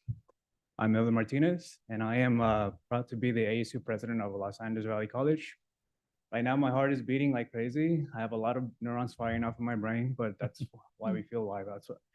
So I just want to just put it on record. This is my first Board of Trustees meeting in attendance, and I can say the community has never been this vibrant, alive, and I sincerely admire everyone's input. So with that being said, I mean, I see students here. I see a couple of you already so far, and a few nods here and there. But what I see now is what I really see in my heart is hope. So now as I seek to serve as the next student trustee, I want to elaborate and continue that same commitment to action and results. My goals are clear and ambitious. I will work to create a space for direct communication, transparency, and accountability. I will work to connect all nine LACCD student governments, introducing collaboration and unity through these initiatives, and not only to increase student engagement, but also create a sense of community across our district. And I am also deeply committed to addressing the issues, that are at large, housing insecurity, for example. I will embark alongside the district's continued support to establish housing opportunities for all LACCD students, ensuring that no student has to choose between a place to live and their education. Additionally, I will highlight the essence of health and wellness for our entire community. But my vision doesn't stop there. I recognize the importance of preparing our students for the future. That's why I would channel my energy prioritizing in workforce development programs that equip students with the skills and training needed for high demand careers and internship opportunities. Our education should not only enrich our minds, but also open doors to real world opportunities. And I'm committed to making that a reality. We owe it to our students. Education is not a luxury. Education is a human right. To my fellow monarchs and LACCD students, I see you, I hear you. I walked those classroom halls, sat through these challenges, and I witnessed the struggles and aspirations that define our community. I believe in the power of the student voice and shared endeavors. Together, we can build a district where every student is supported and empowered and given the opportunity to prosper.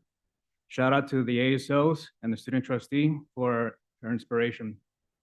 Thank you for your time. Write the dream. Thank you. Thank you so much. Good luck with your election. That was a great way to end.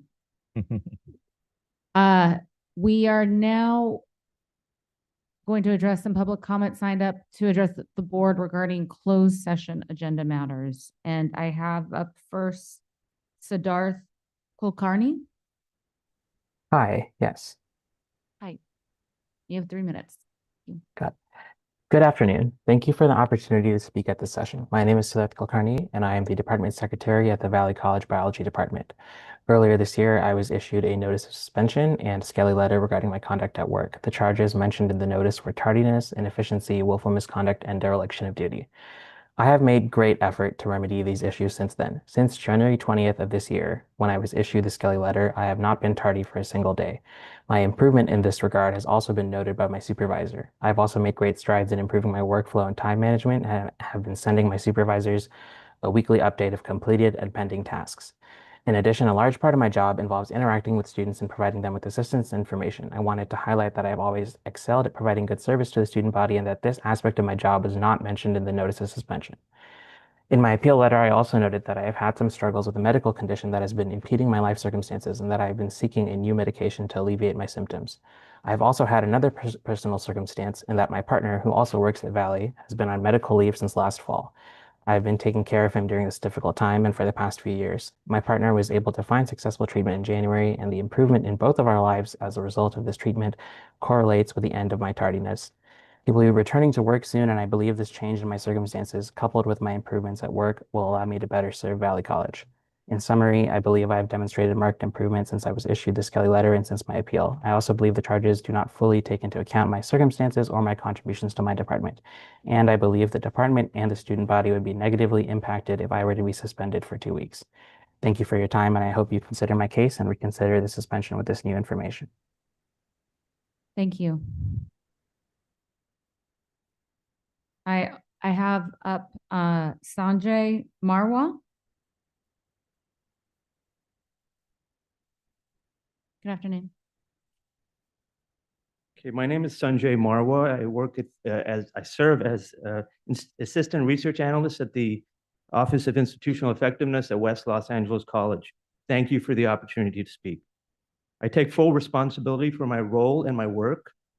However, I respectfully believe that the record shows the situation arose within a complex technical environment where training needs were acknowledged and still developing, rather than from willful misconduct. My probationary, evaluation states that my quality of work was, to quote, great so far, end quote, and specifically notes the complexity of the data systems and the need for additional training. When I received my evaluation and performance improvement plan, I responded by requesting specific examples, proposing technical training topics, asking for clarification so I could improve. My supervisor agreed that the evaluation required more detail and clearer expectations and revised the documents accordingly. These actions reflect engagement and good faith efforts, not disregard of duty. Throughout my time in this role, my goal has been to become a strong, reliable contributor to the research and data work of this institution. I have consistently sought feedback, asked questions to ensure accuracy, engaged with my colleagues on improving scripts and outputs, pursued professional development. I remain fully committed to improving my technical skills, supporting accurate institutional data, contributing to the mission of institutional effectiveness. I believe I am a valuable member of the Office of Institutional Effectiveness at West Los Angeles College and the district. As recently as December 2025, my supervisor, to paraphrase, indicated that West was fortunate to have me in this role. I want to continue growing in this role and contributing meaningfully to the district. I'm honored to work in a union-supported public institution that values employee development, training, fairness in evaluation processes. My understanding of that framework is that employees are expected to learn and improve with appropriate support, particularly in technically complex roles. My requests for training and clarification were made in that spirit. I respectfully ask the board to lessen my suspension to allow me to return to work quickly and to get the required training to continue as a productive member of West Los Angeles College and the district. This is in light of my documented good faith efforts, the acknowledged need for training, and my continued commitment to improvement. Thank you for your time and consideration. Thank you. Okay, the board will now recess to close session in accordance with the Ralph M. Brown Act, Government Code Sections 54-950, the Education Code to discuss matters on the posted closed session agenda pursuant to Government Code Section 54954.5. Any objections? Hearing none, the meeting will now recess to close session.